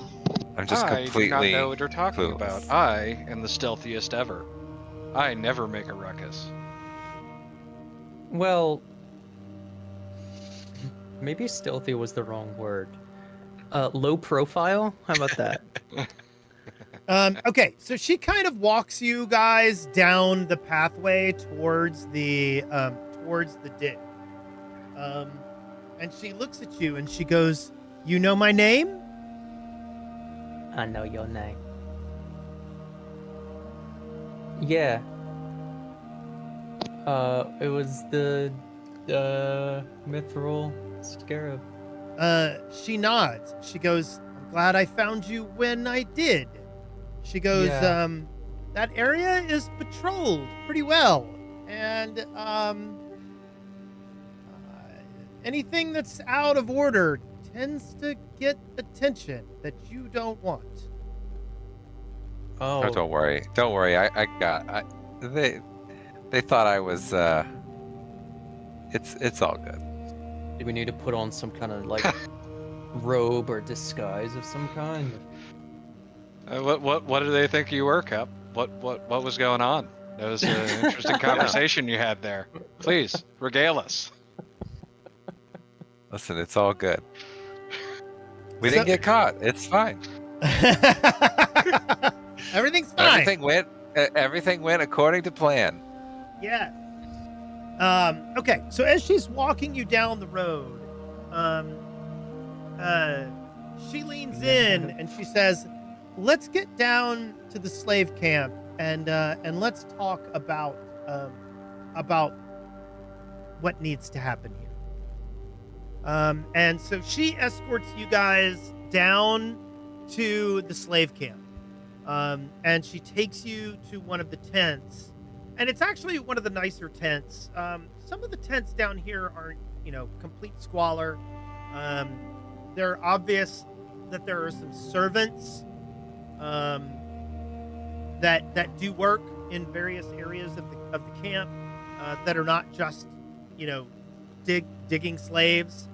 And so she takes you down to the camp, and she pulls you into her tent.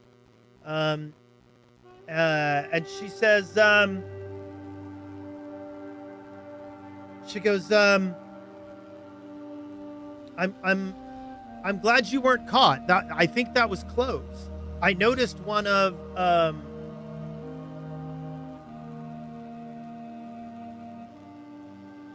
she goes, hold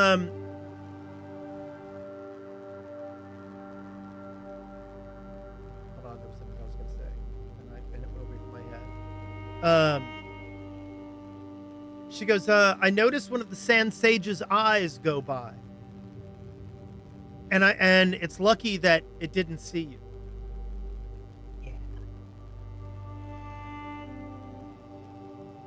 What's a Sand Sage eye? What does it do? She says, she goes, the Sand Sage is one of the 3 main personalities driving this dig. She says, the Sand Sage is here to make sure that the dig moves smoothly.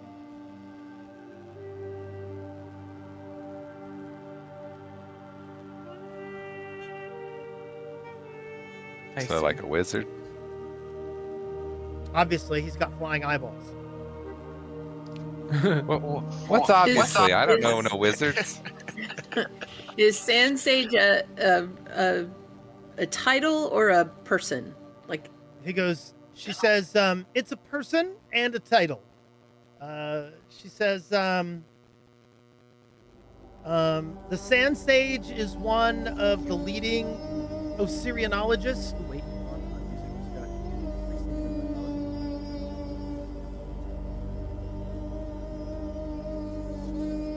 Let's not do that one yet.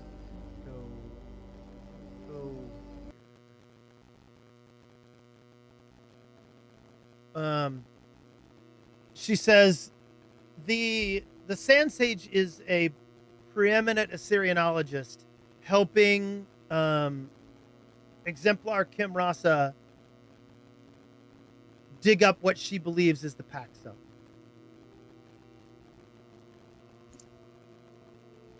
Did you say Pact Stone? Pact. P-A-C-T. It's the stone that the 3 or 4 pharaohs used to make it so that they couldn't hurt each other. Yep.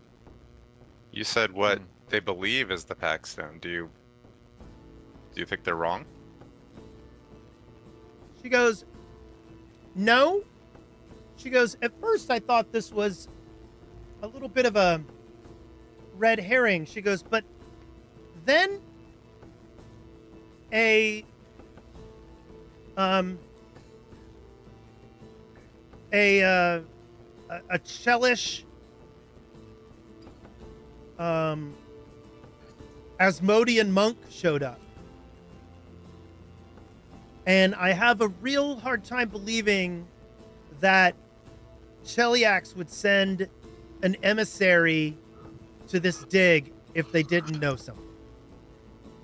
And now you have my attention. I was going to ask whether or not you thought these people had good intentions, and now I do not believe they do at all. Ever. Nothing good comes out of Cheliax. She goes,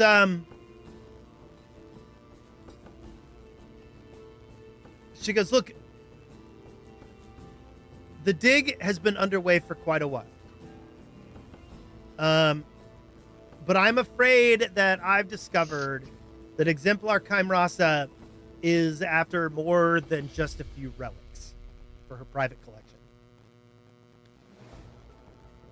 What she's hoping to do, from what I've listened to, is she wants to find and destroy something called the Pact Stone. And she's heard some legends, and she thinks that if she succeeds, that the other pharaohs that died in antiquity because one of the pharaohs became ill, she goes,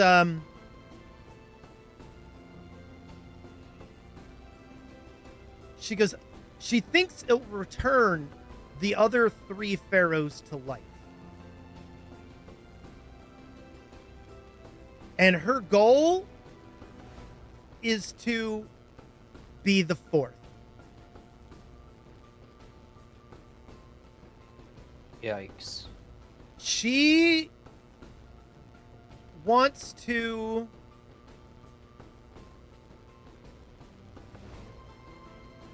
take over the Assyrian dynasty and utilize the strength of the other 3 pharaohs to do it. She goes, and like I said, I wouldn't have believed that that was happening. I wouldn't have believed that this was anything more than a pipe dream. And then suddenly a devil monk from Cheliax shows up and starts working on alliances between House Thrune and Exemplar Kimrasa. And if this were to happen, that would be a disaster for the entire region.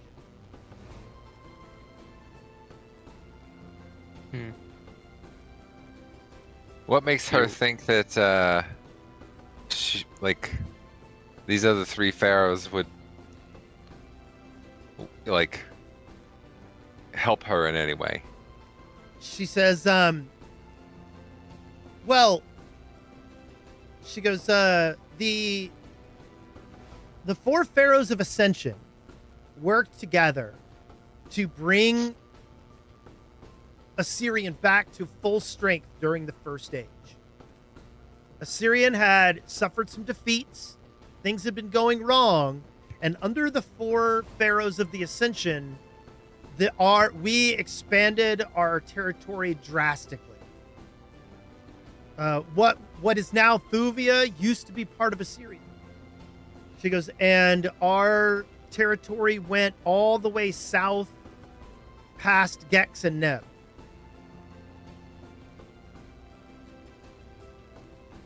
Nex and Geb. Sorry, I said that wrong.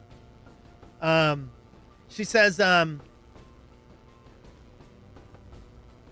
they obviously want what is best for Assyrian, and if she could give it to them, it would be best if we made sure she never got the Pax Stone.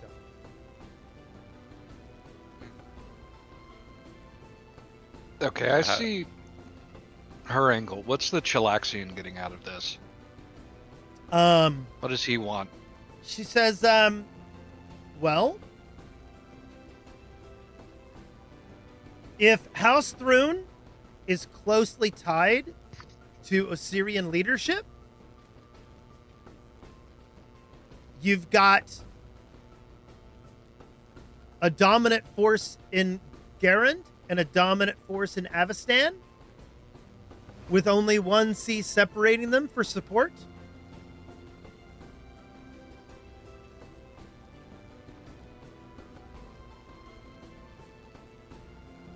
She says, I don't think House Thrune has been pleased with its recent losses.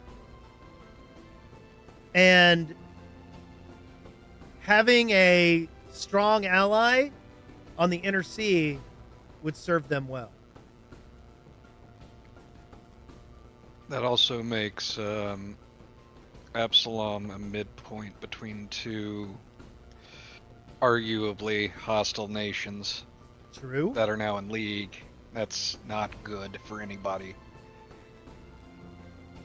Any evidence of extraplanar activity? Devils? Anything of that sort? She says, I have not seen anything. She says, obviously, with emissaries from Cheliax down here, they're only a call away. But I haven't seen it. And just let me, guys, show you the map of the Inner Sea again.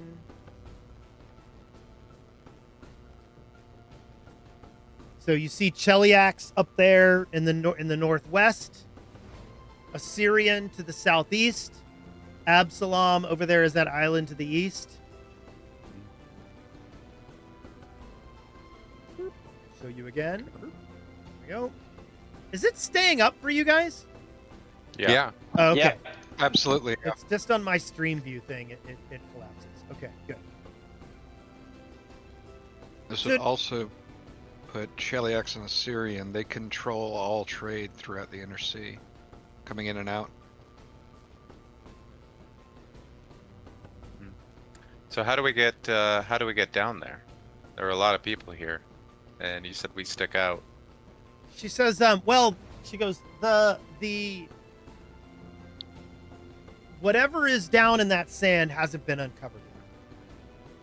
She says, but it's only a matter of time. She goes, I've heard stories and whispers. Something's there, and it's not good. She says,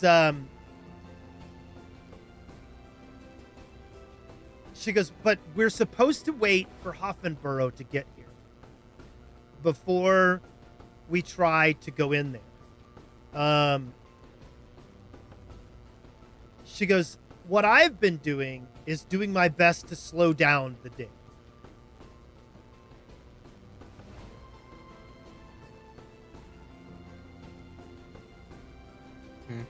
So you want us to get in there first? She goes, obviously, if it gets uncovered, we would want to get Hoffenborough in there as fast as possible. And then I think you would want to go with him. She goes, but right now, Hoffenborough's not here. She says, it would probably be best if we bring this excavation to a screeching halt. Oh boy, so we're trying to crash a party, huh?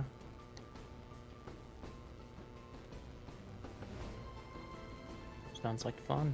Okay.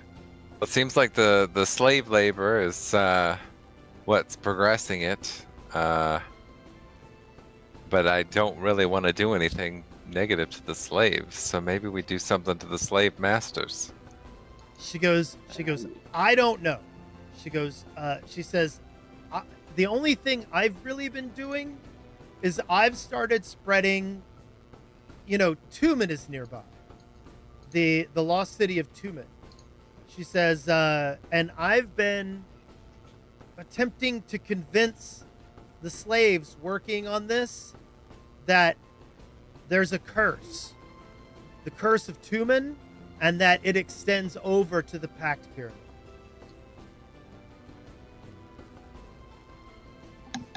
Ashmog might have an idea.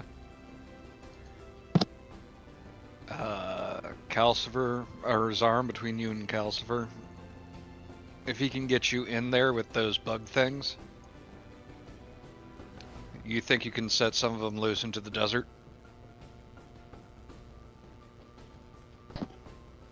Yes. I guess. I mean, I just figure Calcifer, if we all go, we can probably do it, but the less the better if we're doing something sneaky. I don't know how Sorry, are you saying you want to split the party? No, I'm not saying that specifically. Hey, what I'm gang, saying is, let up. well, all right, then let's all go free the Ankegs. Like, Well, hey, I mean, I had the thought too of what if we poison the food that the masters eat? that's Can we another do something idea. with that? Does anybody have any Yeah. poison flying around? Let me see. Carrying around. I think I sold all my poison. Does Zarm know how to make poison? He knows how to make all sorts of stuff. I do. I have soap. We could put Let me soap in check. their water. It Yeah, doesn't make or you feel good. Eye drops. I hear eye drops are bad.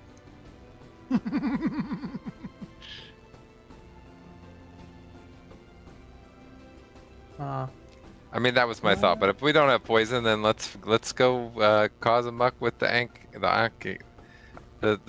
bugs. Yeah, that was the first thought that came to my mind. also. So I like it. What is it? Do I need to talk to somebody? Why is my first thought poisoning people?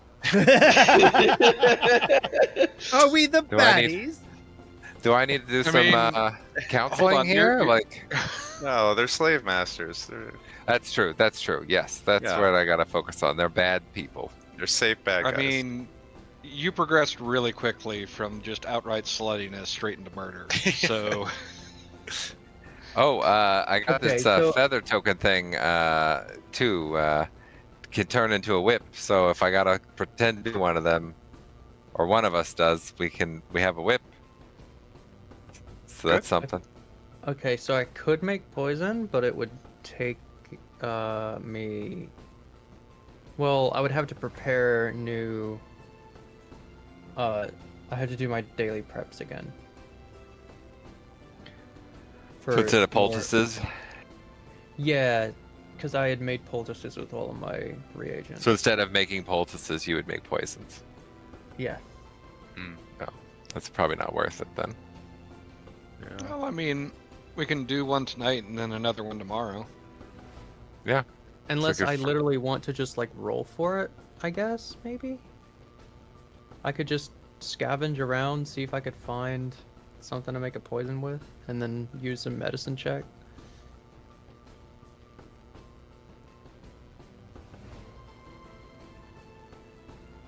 I don't know. Yeah.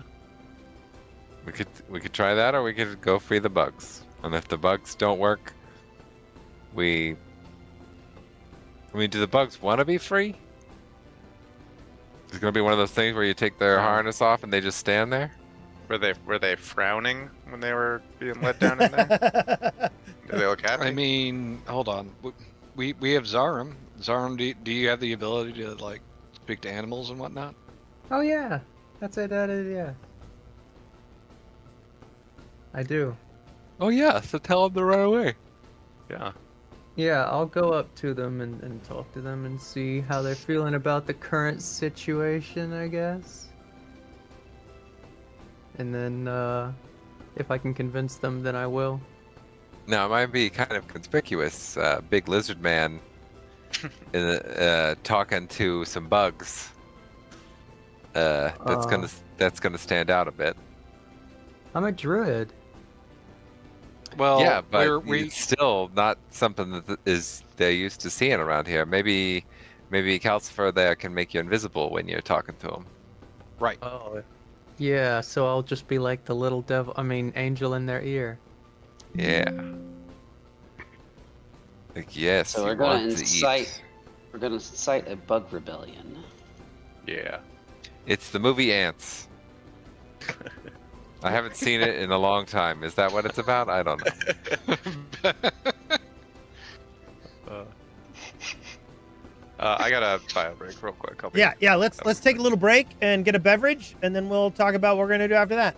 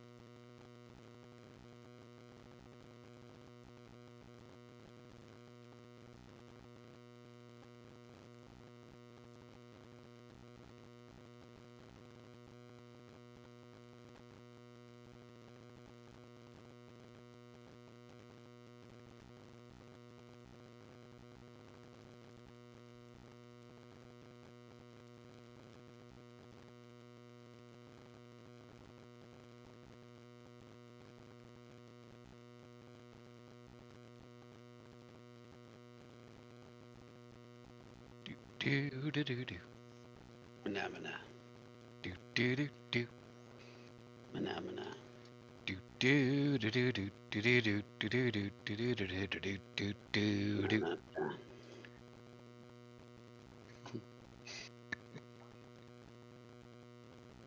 Oh man, never gets old. I do. It doesn't. May you never stop getting old, Stan. That would be a very unfortunate turn of events. I would not enjoy that experience.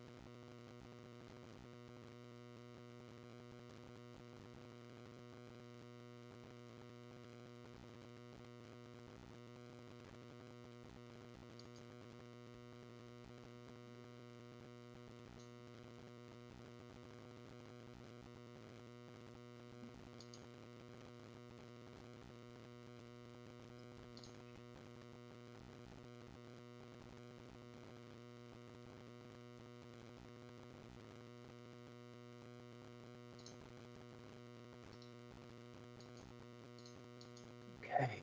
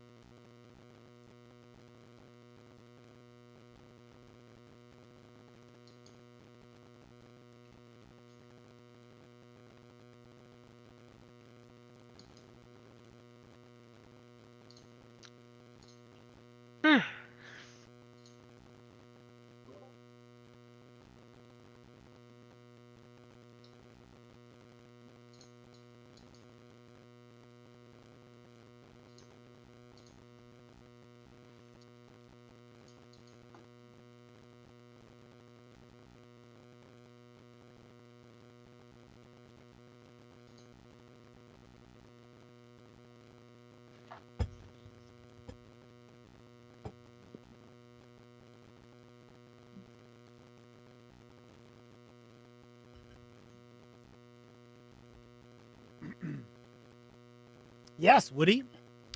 This is the other group. Hi, Woody. Hello. I'm a big boy. Oh my. I can rub you with my fingers.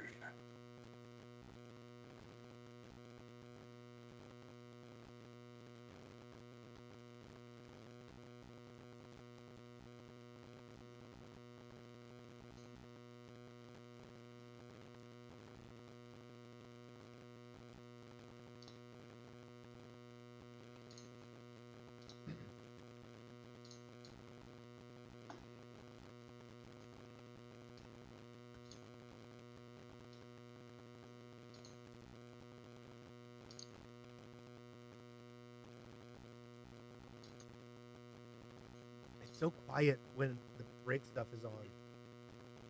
Calcifer, are you back? Oh yeah, did I forget to hit the button? Yes. My bad. Checkbox.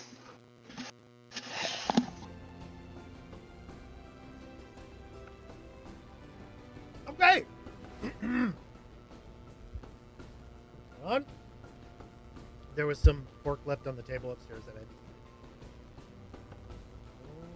Nice. Okay. So. Give me just 1 second. I want to look something up real quick.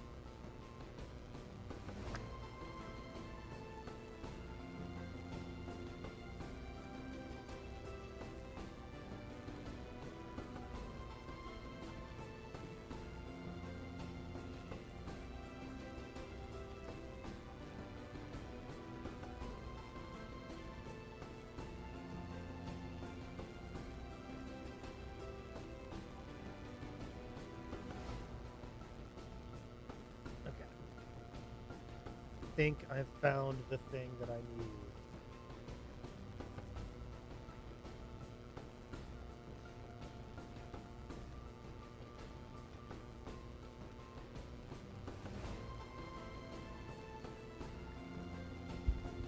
So one of the things is that this adventure is from first edition, and so not everything translates over.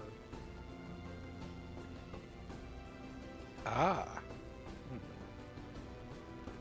I'm having to do some fancy footwork here, people.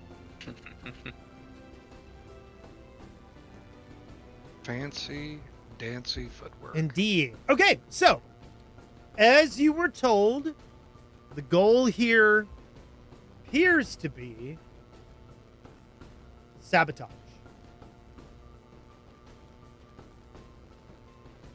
Yeah, before we head out, I assume we're letting the Mithril Scarab know what we're planning. She nods and she says, oh, wow, that sounds like an amazing idea. She goes, those build beasts do a tremendous amount of labor. We would definitely slow the project down if we somehow set them free. Any chance you could maybe set a fire up over on like this location or over here maybe? Some kind of distraction, give us a little bit of an edge? She goes, I don't have anything to build a fire. And if I were to carry it through and set it up over there, I would get noticed. Okay. Well, I tried. Hey, you need a distraction? I can distract. He's very glisteny when he wants to be. A fine addition to the hold her line. Very much in the bloodline. Listen, I got a plus 21 to create a diversion. Okay. All right. I like this plan already. I'll keep a lookout while being invisible with the with Zarm and Calcifer. Okay. in case things go south. So what's the plan? What are you guys doing? I'm going to talk to the bugs. So you want me to create a diversion here with like people at the camp here? No, well, I think over here would be better, right? Like if you're creating some, or like over here, like towards the pit, right? Like don't need like something directly in the camp taking up, energy, right? Because if something happens and then something else happens, it's obvious, right? So you're going to try and get the ones that are caged up at this area to get free. Yeah, sure. Okay. In my mind, it was the ones that were traveling back and forth that you were going to get. But that there were 3 working in the pit while you guys were down there, and there were 5 more in the giant wooden structure in the middle of the stables. Right, so they're not kept in like individual cages, they're just kept in one big corral. Correct. Okay. Okay. These are pretty fearsome beasts. I can just talk to them and say, hey, if you don't hurt me, I'll let you guys go free. Okay. So what's your plan? Tell me what you're doing. I'm gonna waltz in there with my big old dick out, and I'm gonna be like, every animal's going free.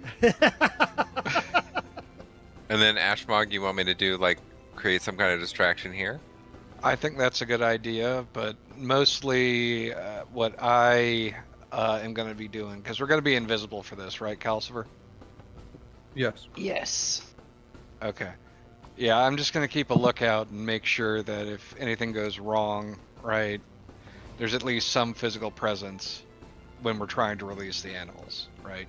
So, but if I create a distraction here, and you're trying to get the bugs to maybe run away in this direction, like I'm distracting the people in this camp from noticing that the bugs are getting free, which is, I think, more beneficial than versus creating a distraction over here. Okay. However you want to do it. However you want to do it, I trust your instincts on that.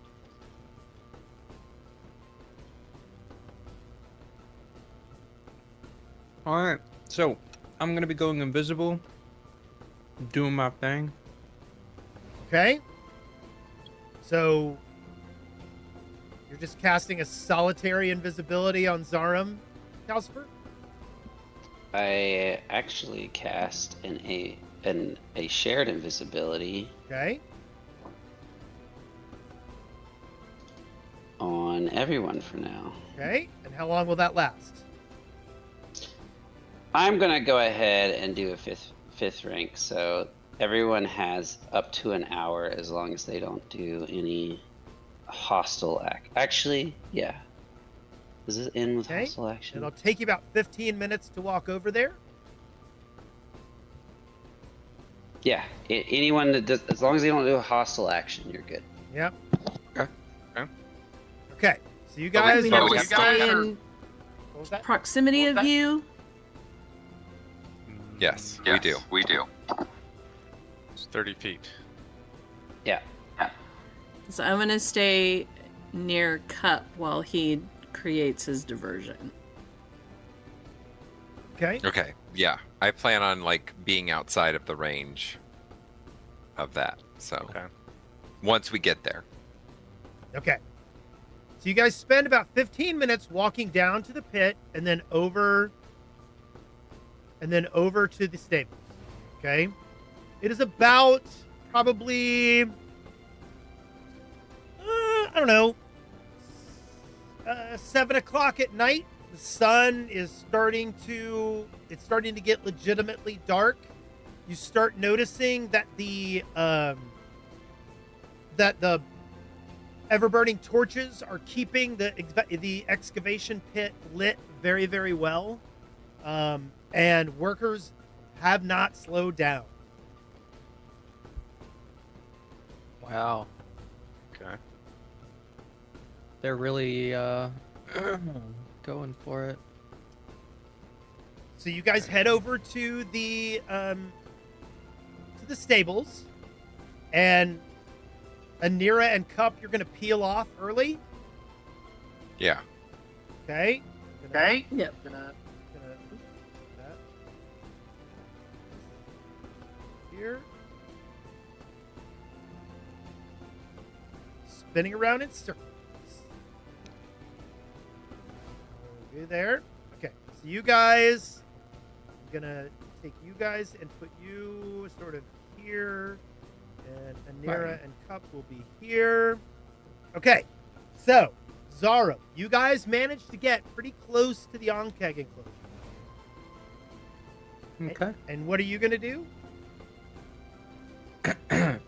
So first, I'm gonna sneak down there and see if I can't whisper to one of the bugs and see what they're thinking. So like I can be like,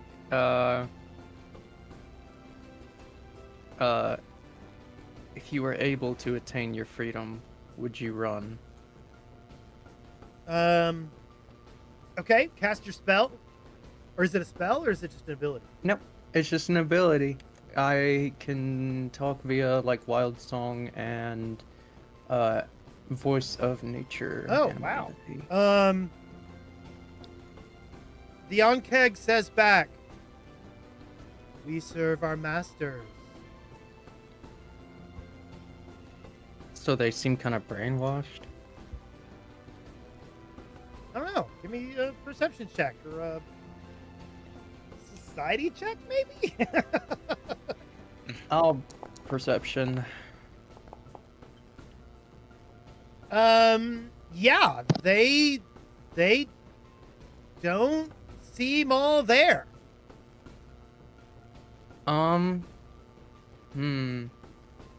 That changes things. Makes me think that if we, open the proverbial gate, that they wouldn't run. What's the moral value of an Ankeg? Like, what if we just euthanized them? Holy fuck. I mean, What? they're beasts. Yeah. So, I do want to note, however, that we would be very easily found out if we just started killing everyone. Does anybody have detect magic? I do not. I think Calcifer does. I got this though. No, I do not. I have detect metal. Detect bitch. Yeah, that was B who had detect magic. Sorry. Ah, damn. I can take detect magic, but I would have to do it tomorrow. Dispel magic is also helpful.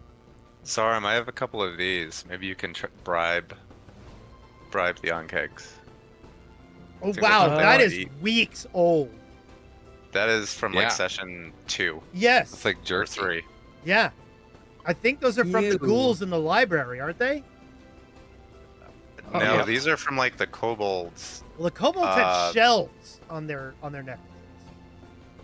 Oh, What, see you've if I been have it. carrying that around, Flack? yeah. He just like pulls this gross ass string of fucking decaying Well, that's flesh why on a necklace freaking out of his Calcifer pocket. gave him the soap. No Jesus, wonder no he's been wonder- smelling so goddamn bad. Yeah. When I He's been search carrying around rotting flesh on a string. All right, well, I'm going to talk to Session- them. 9. Yeah. I'm gonna Because talk to them and when- ask and be like, oh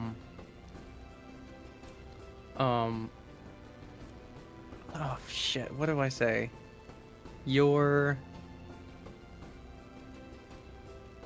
master says it's time to exercise and eat, so you gotta run out. So I don't know. shit. I don't. I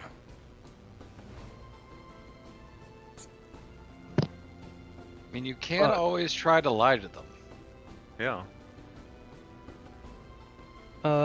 I guess I could just say your masters said that your work is done and you are free to leave. Don Keg looks at you and says, "Our masters will let me know their wishes." Oh. Okay, so they're being psychically controlled. So I at least somewhat reconvene and let the other people have my party know what's going on so we can try and brainstorm, figure out what's going on. Or how to handle what's going on. I'm gonna take a closer look at the ink kegs. Can I roll a perception on that? Sure. Yeah. Cool. Okay. Yeah. So they are in like these harnesses with like cool hooks and things attached to it, so that they can be hooked to wagons and pull stuff and do things. They are remarkably stoic, which is a little surprising. And you don't really. It doesn't make much sense. So they don't have anything, like, specifically I'm looking for like a collar of some kind or like a weird thing on their head that seems unnatural. They have a bunch of, like I said, they have these harnesses that are on them. That like you saw wagons attached to the harnesses on the build beasts down in the pit. Okay. How about I sneakily try and like loosen the harness to see if it falling off would do anything. Okay, so what are you gonna do? You're gonna try to disable device, I guess? I'm not gonna take it off. I'm just gonna loosen the harness and kind of let it fall off on its own, you know? Yeah. Okay. That way, when it falls off, I'm not right next to it. Okay. So, yeah, do I need to do a check for that, or? I guess maybe a disable device? Is that a basic action? Yep, it'd be under thievery, probably. While he's doing that, how many of these beasts are there? There are 5 in this enclosure. And is there a spot where I can take a very hidden vantage point? I mean, yeah, there are tents around it. You could get yourself on one side of one tent. That, you know, I mean, you're in an area with a lot of activity. These build beasts are rotated out periodically to go do work down in the pit, and the horses and camels are used for transport around the camp. So the various stables that are here are in use, and like I said, the work is not shut down for the evening. It continues going all night long.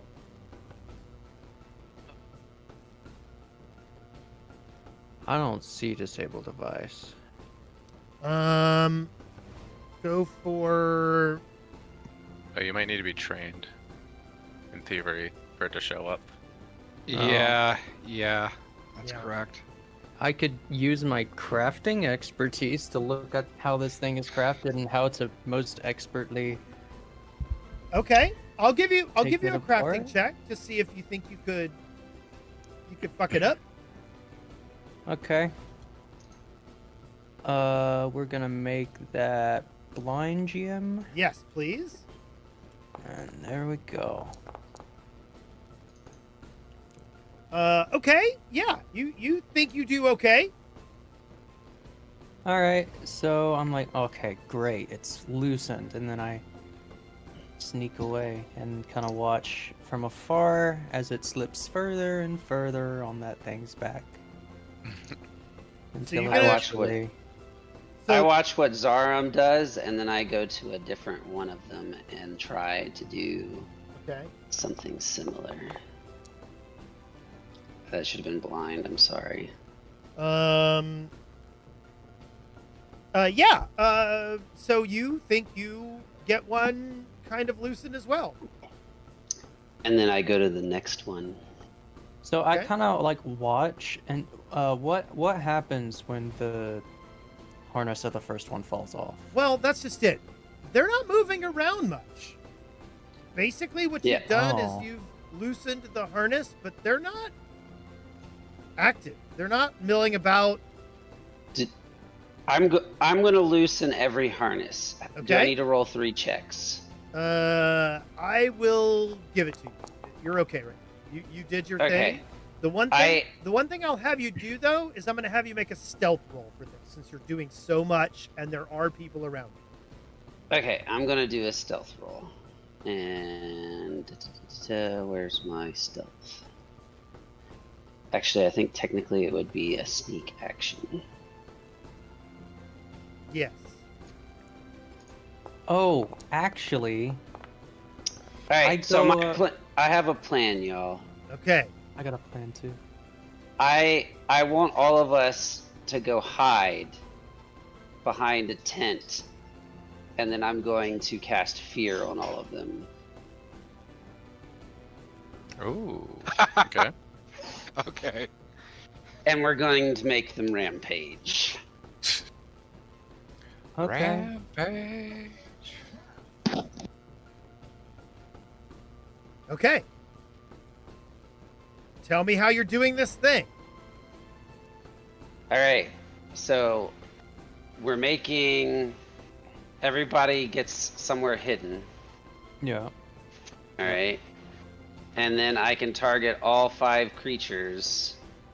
I pull my Cloak of Shadow on myself first. Okay. And then I target all 5 creatures with a heightened fear spell. Okay.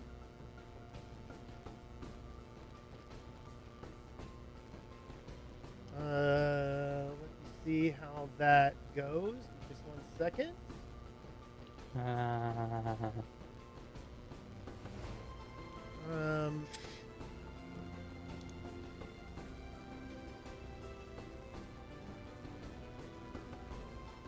me do this. I'm actually a little surprised that there's not an Ankeg in 2nd edition. Maybe he goes by a different name. Yeah. An Ankeg by any other name. Yeah, but it's not even in 2nd edition at all. Huh. What about Onkrav? I like how Twitch just says commercial break in progress and there's no ad. I'm a little confused. What about Krav Maga? That's it. That's the one.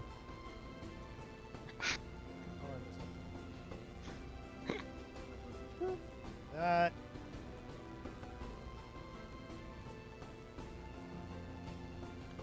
Okay. Let's make that saving throw, shall we? I'm just going to roll for the whole group, because they're all under a group thing. Please fail. That would be so cool. Well, I mean, even a success is frightened. They fail and become frightened too, but keep in mind that's not fleeing. The Ankeg begin milling about and are really not handling it very well. Let's see if one of them begins.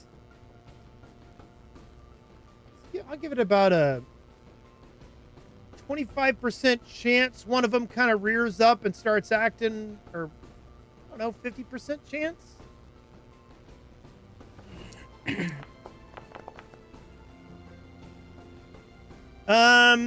So they don't appear, they're frightened, but they do not appear to be behaving erratically.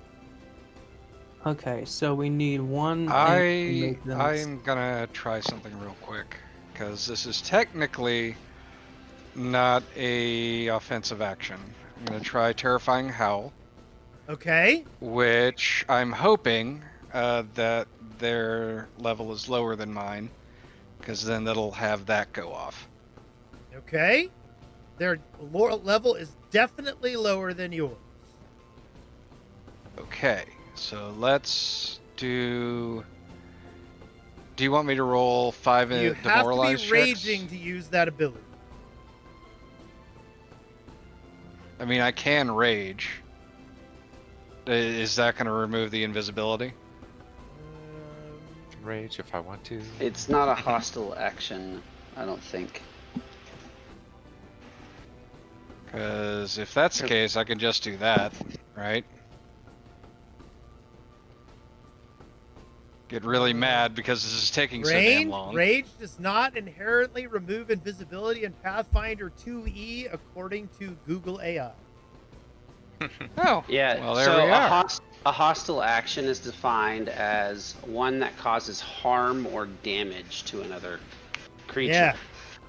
Directly or indirectly. Yes. Okay. It's very important to know that.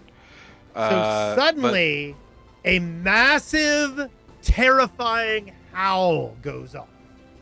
Okay? Awoo. Everyone hears it. Everyone hears it.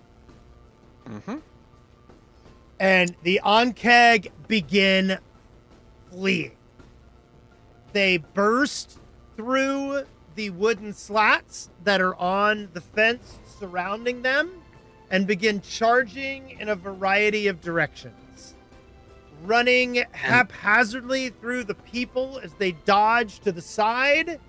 And yes, you have successfully dispersed 5 of the 8 Ankeg and made their pin damaged. And all of their harnesses have fallen off too, right? Well, not fallen off yet, but like, yes, they're loose and they are coming free. Cool. Okay. So I assume that with all of this happening, people are just running around every which way? Yeah, no, it's freaking chaos. I mean, it looks a little bit like that. Nice. Except it's nighttime. Even better. So where are the other 3 again? Is the what? They're somewhere in the pit. Yeah, there are 3 that are still working down there that you guys didn't mess with. Okay. They also have Yes. camels and horses here, right? Yes. I guess I didn't need to do my distraction, huh? Sorry, it didn't work out. Yeah, we're just let me standing let around me like a couple of nerds. Yeah. Just twiddling our thumbs. Let me see if anyone sees where that cry comes from. No. You see people looking about madly, like trying to figure out what's going on. You notice a couple of the animal handlers start chasing after the Ankeg, saying things to them. Yeah. They say Good. Ooh, what you say? I mean, are you gonna try to get close to them and see what they're saying? I mean, I'm still invisible, so why not? These are obviously some of their handlers attempting to calm them down and giving them soothing words. Oh. Doesn't seem to be working. Are you going to give them time to work? We kill the handlers. Whoa. Okay, so you said that there were camels and horses here, right? Are they being kept in like the same spot in the corral? So there's various tents and things that have been set up with the horses and camels in them. The Ankeg were in the large wooden structure in the middle of the area. Okay. I'm going to give it a 25% chance that one of the Ankeg tears one of the tents down. He does not. They all manage to just run through the gaps between the tents. What is holding the tents up? Spikes Just regular stakes. Well, yes, very long stakes because they're going into sand. But yes.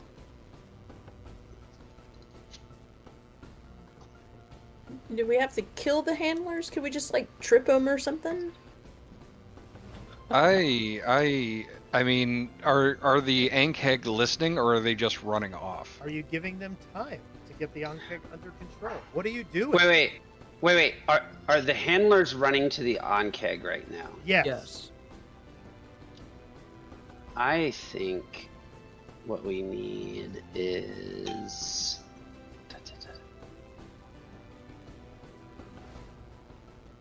Do you have a sleep?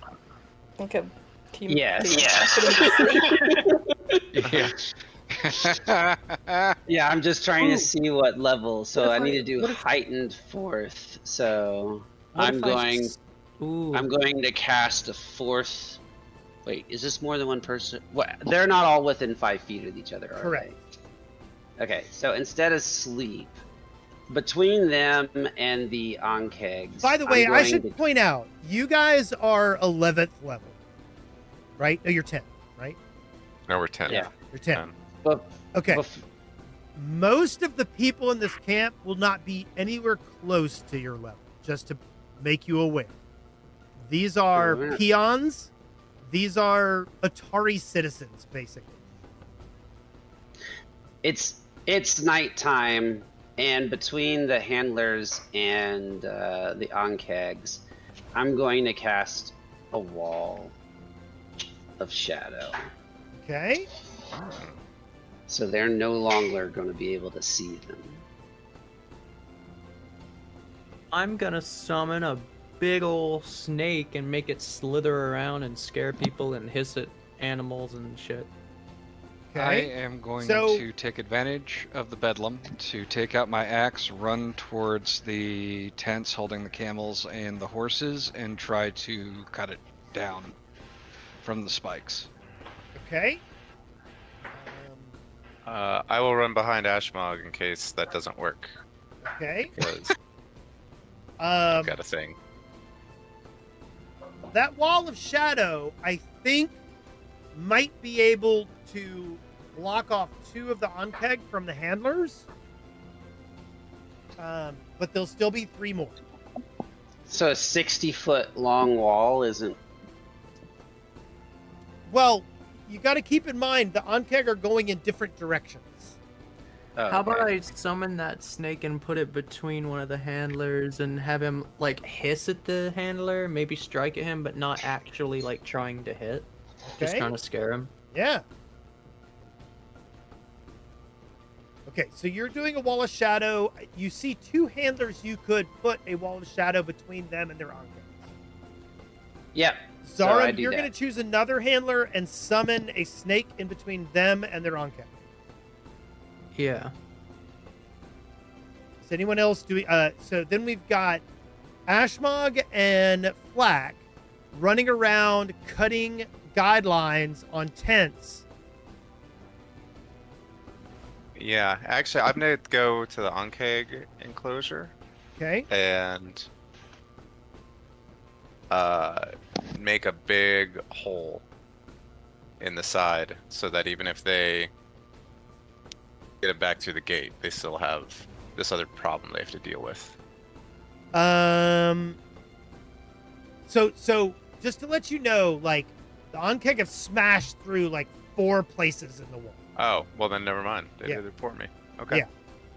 I think that All right. I think the Quill of Passage is going a little far.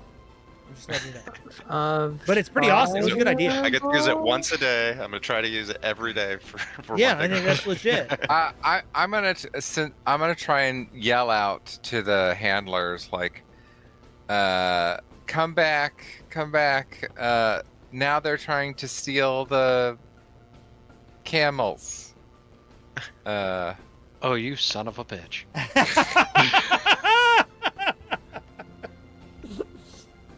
Oh, I know what to do. Oh, that didn't work. I know how to slow down the handlers. Oh, I'm a genius, guys. Is it with a fireball? No. That was a joke. This is not a joke, however. let's turn that sand into something a little bit more sluggish. Ah.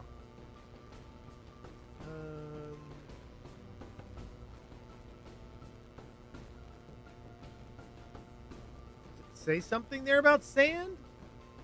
No, but like I'm putting water on sand. It's kind of harder to walk in.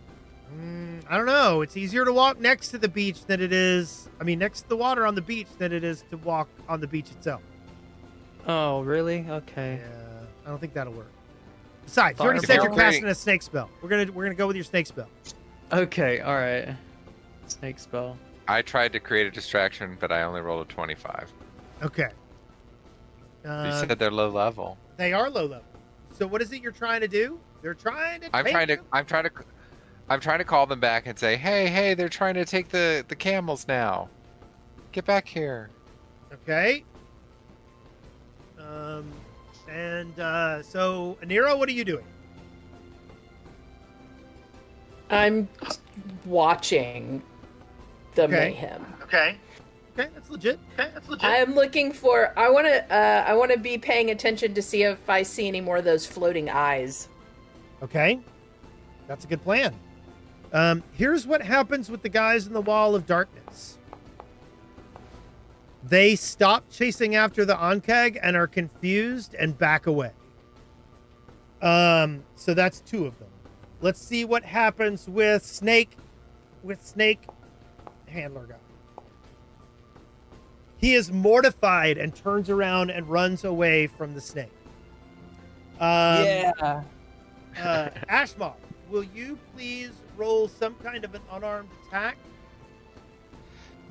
I mean, I could just use the axe I have. Is that cool? Yeah.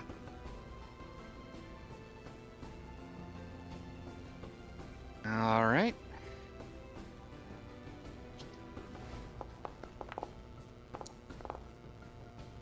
We're going to hero point that because I don't like rolling. I don't think you need to. It's a guideline. I mostly was just making sure you didn't roll a 1. So you're running around with a hatchet, chopping at lines. Flack, what are you doing again? I'm helping Ashmog. Okay, so let me get some kind of an attack roll from you. All right. Oh yeah. Oh yeah. Why? Oh yeah. Yeah. So you managed to cut one of the lines such that it falls. The tent pole falls onto some of the horses, and they start bucking and braying, and the camels start freaking out because the horses are having issues. And one of the tents you cuts down turns into chaos.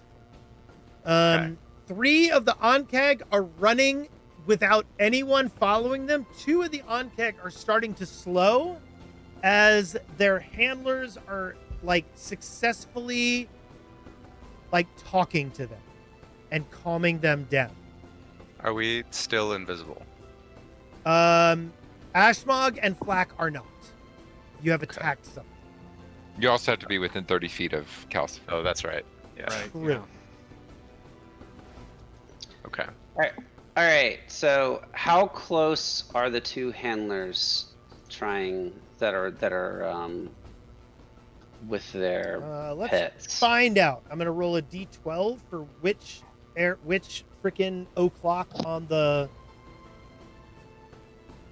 So the first one went at 11 o'clock, and the next one went at 7 o'clock. So they're a good 40 degrees apart from each other, heading out from the circle. I can send my snake after another one. All right. Well, I'm going to target whatever one is furthest from all of my other allies, and I'm going to attempt to put them asleep. Okay. Let me roll his will save. Actually, that will.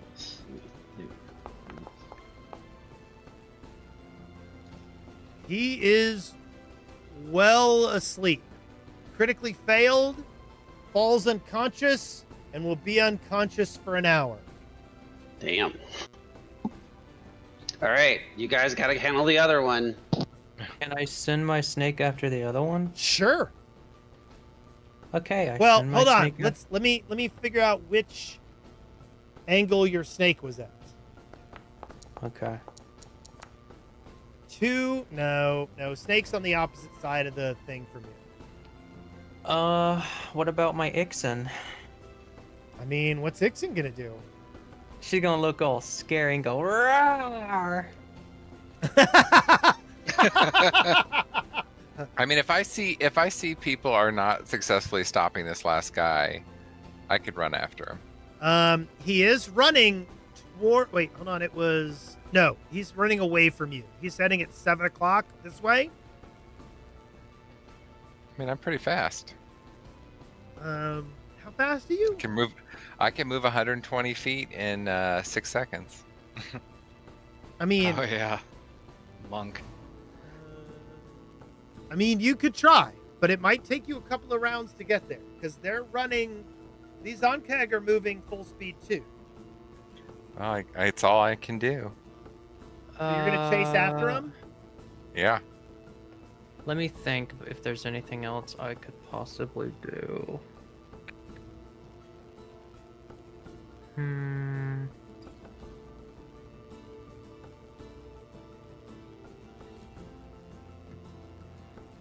Or do some kind of like athletics.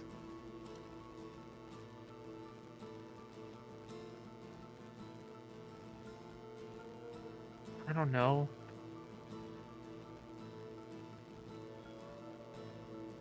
Maybe I could just do like a very weak. Well, that's an attack. They would see me. Shit. I mean, they're gonna see me. I'm not invisible.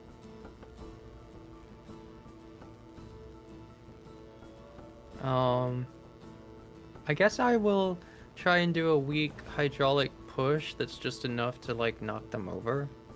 Okay. Now this will make you not invisible. Yeah.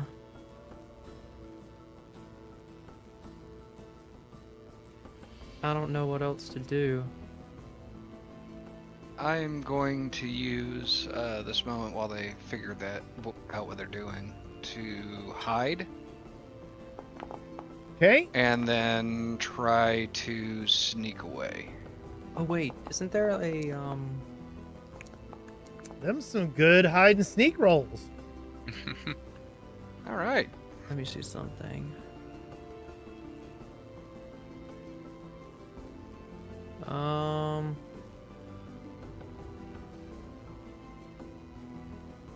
Shoot, never mind. Dang.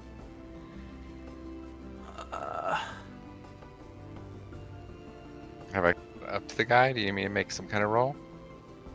I grapple him, that would be an attack, I guess.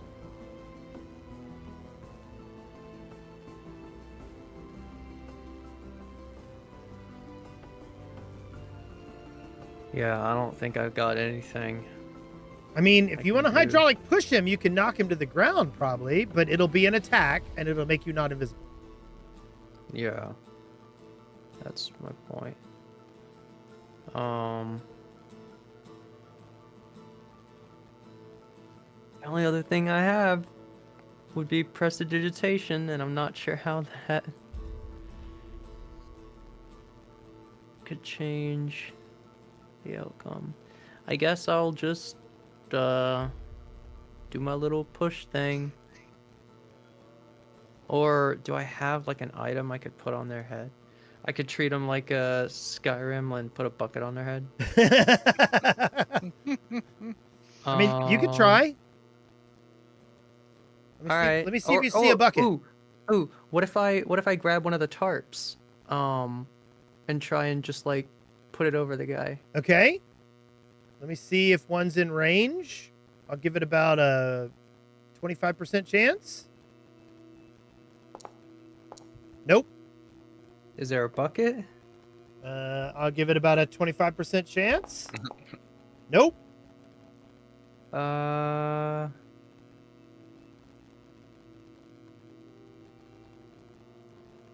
Shoot. Oh, I have an idea. What if I just run between where the guy is trying to go and the creature? Okay, so you're gonna run in between them? Yeah, and then I just kneel down and hold up my shield so he'll run into me and just go boom. You could try that. Give me a stealth roll, I guess. Oh boy. Well, we know I'm really good at stealth.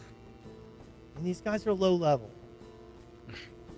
Actually, I'm not that bad at stealth. I don't know why. I thought I remember being horrible. Blind. I can hero point if I need to. There is absolutely no need to hero point that.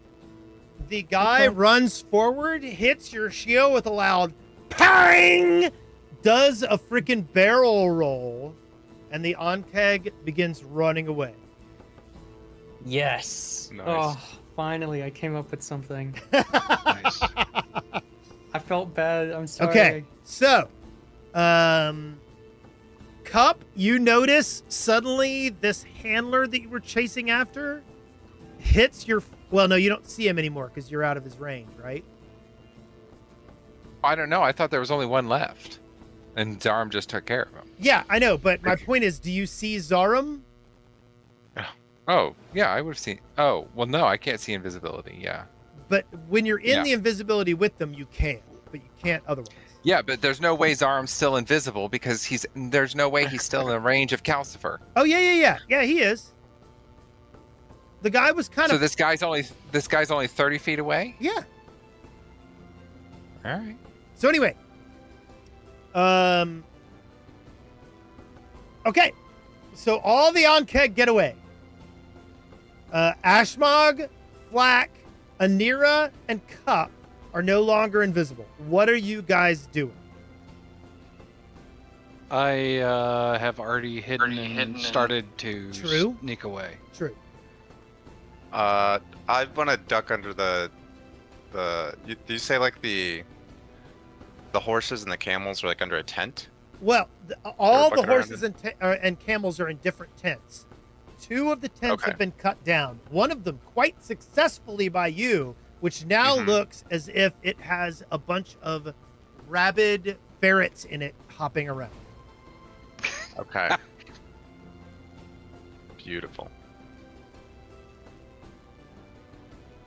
Reminiscent of a sack of weasels, perhaps? Indeed.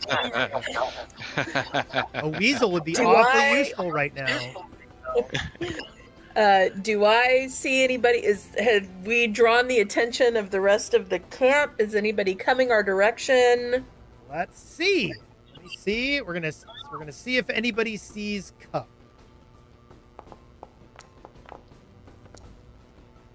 No. Nobody is paying attention to Cup. See if anybody's paying attention to Anira. No. Is anyone paying attention to Flack? No. It is bedlam. Everything is crazy. People have no idea what's going on, and nobody is looking at your stupid asses. All right, I run back to Anira. From the other camp, like I'm more concerned about. Have like guards noticed? Is anybody coming not from this area coming towards us yet? You don't see anybody coming up the road from the excavation. No. Okay. Now the guards that are in the frickin' stable area, yeah, they're doing all kinds of stuff. But they don't notice you because they're trying to get shit under control. Okay. I'm gonna sort of stand like in this road here so that if anybody does start coming our direction, I can warn everybody else. Yeah. Okay, we still got to go after the other 3, right? I would say you probably need to do that if you want to fully disrupt their operations. Yeah, so I start heading to the other 3 and figure something out, I guess. So you guys are heading down the road towards the excavation pit? The 3 that are like working right now. Yeah. Oh. Yeah, they're in the pit working. They're going to be Oh. surrounded by folk, guys. Hundreds Yeah. of people. Shit. Like, we cut them below half. I think that's So, pretty is damn there good. is there a vantage? Actually, Oh, I know what I want to do. would I have an idea if one of my high level force blasts could kill one of these things in one shot? The Onkegs? Yeah. You don't really know these things. They're pretty big. They're large creatures. Yeah, Okay. I probably can't kill them in one shot then. I have an idea. So I go up to Flack and take that rotting, gross string of meat from him. It's Okay. okay. I have 2. I have 2, And- so we can each have one. Oh, God. Yeah, so I'm like, Great. so Great. so I see just as I pull one out of your pocket that you pull out another one, and I'm like, oh, for fuck's sake, and I'm like, follow me. And so I like lead Flack down into where they used to be, From you. so like the holding stables, Yeah? and I use that gross ass rotting crap to and Okay, sneak now it into, I'll like, say where they- this. There's a lot of attention on the Onkeg stables right now. Oh, there is. Yeah, like it's obvious that they burst out of there and something happened. So there's a lot of attention on the center of the cave. Oh. It I would was gonna put require it in some their kind food of like supply. stealthy thing to do something there. We can be stealthy. I still want to try and sneak it into their food to poison it, Okay? so that when it settles down and they bring the others back, they'll grow weak. Okay? Because there's So no you're way taking that your meat is one doing lump anybody of any rotting favors. flesh. Huh? It's only one lump. Like it's not like you're these are big creatures. They're gonna eat like half a man's worth of food a day. Oh shh. Use me as bait. Toss me! Toss me into his food bowl! What if I spit a lot of my acid in there? I mean, you could try. My bile. Brine dragon bile. Yeah. You want to try that? Yeah. Okay. First, give me a stealth roll to see if you get in unnoticed. Okay. Stealth. Let's go. If it's bad, I would love to re-roll it. It's not good. You start kind of tripping over your feet as you're going in there. Oh, okay. So I'll hero point it. Okay, that's a good plan.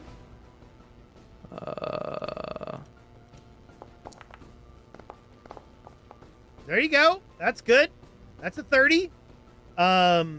You managed to sneak back into the Onkeg enclosure, and if you want to do your dragon bile into their food, you can. Yeah. So I'm gonna dragon bile a little bit into their food, but mostly into their water. Okay. So that they're drinking gross acidic water that will poison them if they drink it. Okay. This is quite the scene. And then so I'm basically going up to these fucking things and just vomiting. Do you want to this- poop in there too? Poop in there. Poop in there. Do it. Poop. I don't gotta poop right now. But I'll do that and then I'll sneak away again. Okay. Okay. So you get away. You all get away. You did it. It's a done Yay. deal. Things. Yay. You sneak We're back heroes. over to the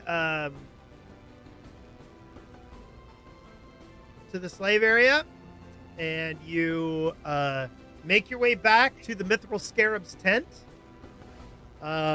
and she salutes you and is like, that is excellent, amazing. She doesn't literally salute you, but she gives you verbal like kudos, and she says, that's amazing. She goes, that's gonna slow down their operation so much. And as you're talking about that, you hear noises, and you hear the crack of whips as slave masters come into the slave area and go, wake up, the lot of you! We've got to go capture the beast, what did I call him? Beasts of burden? No, it was something else. I'll remember it. Didgeridoo? No, it Okay. was,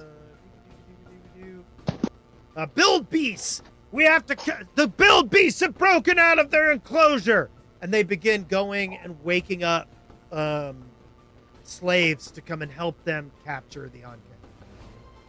How many slave masters are we talking about here? About 20 of them. Ooh. Mm, Remember, they've Oh, got the- the stats of commoners. We can kill them all real quick. We Are absolutely they could. standing within 20 feet of each other? In fact, we could probably kill everyone in this entire encampment. No problem. yeah, but then they know even more than they already know that like something's up and it's involved with the slaves. Right? I say we lay low for a couple days. We did what we wanted to do, right? Sabotage has been performed. Let's not get caught.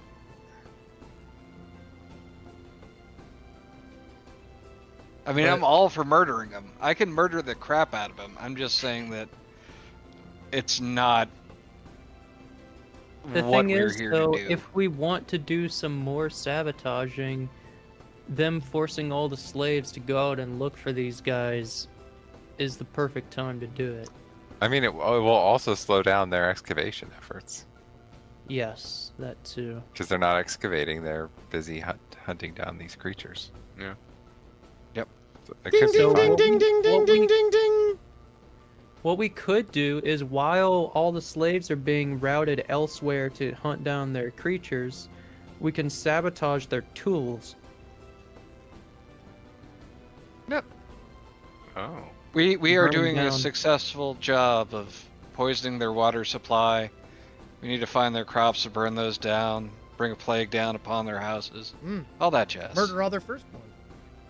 Yeah, there we go. You know, like God. Nail their firstborn to a cross. I mean, I was So- quoting SpongeBob, but sure, let's attribute it to God. That So works. when the slave masters start to come in, the Mithril Scarab does indeed try to hold you back. He goes, no, we can't let them know what's going on. If they know that something hostile is happening here, it will change the whole dynamic. They have to believe they're losing control. Okay. Okay. Can I talk to the scarab and be like, well, okay, so we let them go and send out search parties for the animals and stuff. Do you think it'd be smart to use this opportunity to like sabotage their mining equipment?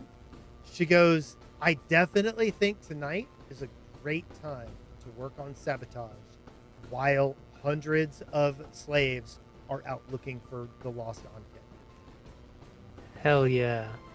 So, she kind of leads you to the side and says, why don't you get some rest? Once all the slaves have left the camp and the slave masters are no longer looking, I'll wake you up and you guys can get to work on doing some nighttime sabotage. Groovy. That's Okay. groovy, baby. Yeah. Okay? Sabotage. So you guys lay down. Who goes to sleep? Does anybody go to sleep? Get some actual rest? Oh. Not if we're Uh, gonna doing sabotage the same night. I'd be too excited. I can stay up if other people want to sleep. I would assume Yeah, we want to yeah. do some, rotations. Let people get a little rest. I am comfortable going to snooze. Gonna take a snooze. Okay. So you guys have some people staying up, some people going to bed. we're gonna go ahead and call it a night. And Calcifer, you're getting a good night's sleep, and then all of a sudden you hear the voice of Belcora say, "Ah, yes, you've come. You're here. I couldn't have asked for it better." What? Dun dun dun. That bitch is everywhere. That bitch won't die, damn it. Why won't you die? Okay, so let's do this. I need what was I playing before? I don't even know what music I was playing before. We'll do this one. Is this a good one?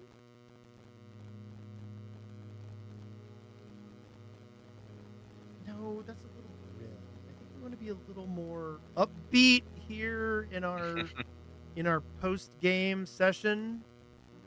La la la la la la. Here, we'll go for whimsy. Okay, so here we are at the end of the session. So let's do stars and wishes, and we'll start with Anira. Anira, stars and wishes. I'm gonna give a star to Cup for actually proving to be somewhat useful and getting us into the camp.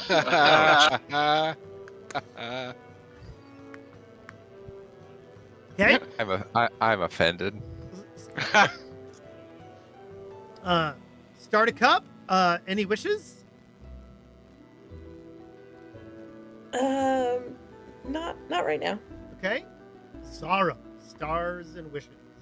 I mean, I don't like humans either, but that was a bit harsh. I would say, I'd say a star to Calcifer because he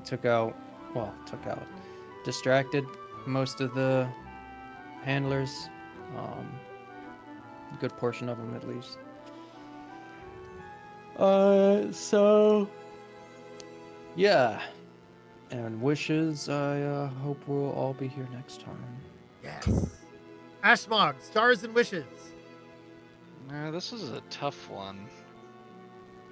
I'm gonna give one out to Cup. If you were offended before, your willingness to be a greased up harlot for the benefit of the party was, well, that was special. It's more Tony. I'll admit that's more Tony than Cup. It still happened in universe, so I'm just gonna keep that there. And the other one for Calcifer for being super useful in our sabotage mission. Yeah. I'm sure he will continue to be as well. Any wishes? I hope we all make it next week, and it's I like where this is going. Okay. Black, stars and wishes. I think it's got to go to Cup for the erotic roleplay we've come to expect from Tony. Whether the situation warrants it or not. Yeah. But no, it was great. Like getting us into the camp, and then when we were kind of flattered around, having no idea where to go. When all else fails, just grease me up. Yeah. Pretend to be a prostitute. Yeah. Be a whore. Be a whore.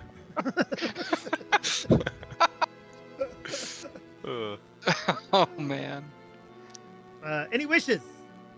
No, I'm quite happy. Okay. Cup, stars and wishes. I gotta give a star to Calcifer. The invisibility, the shadow wall, the sleep, all very handy at the Ankeg. Yeah. diversion. Yep. And yeah, so yep. Wishes? I wish that we can all meet again next week. Yep. My standard wish. Calcifer, stars, and wishes. I give it to Zarum for not pooping in the food. Oh. So wanted him. I would have pooped in the water supply, but thank you. You know what I meant. Yes. Any wishes? Next time.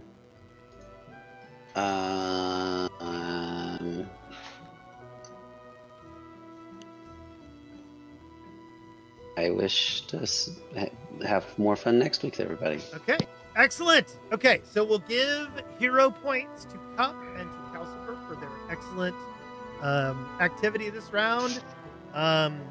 This was a lot of fun. I'm glad you guys are enjoying it, and yeah, let's do this again next week.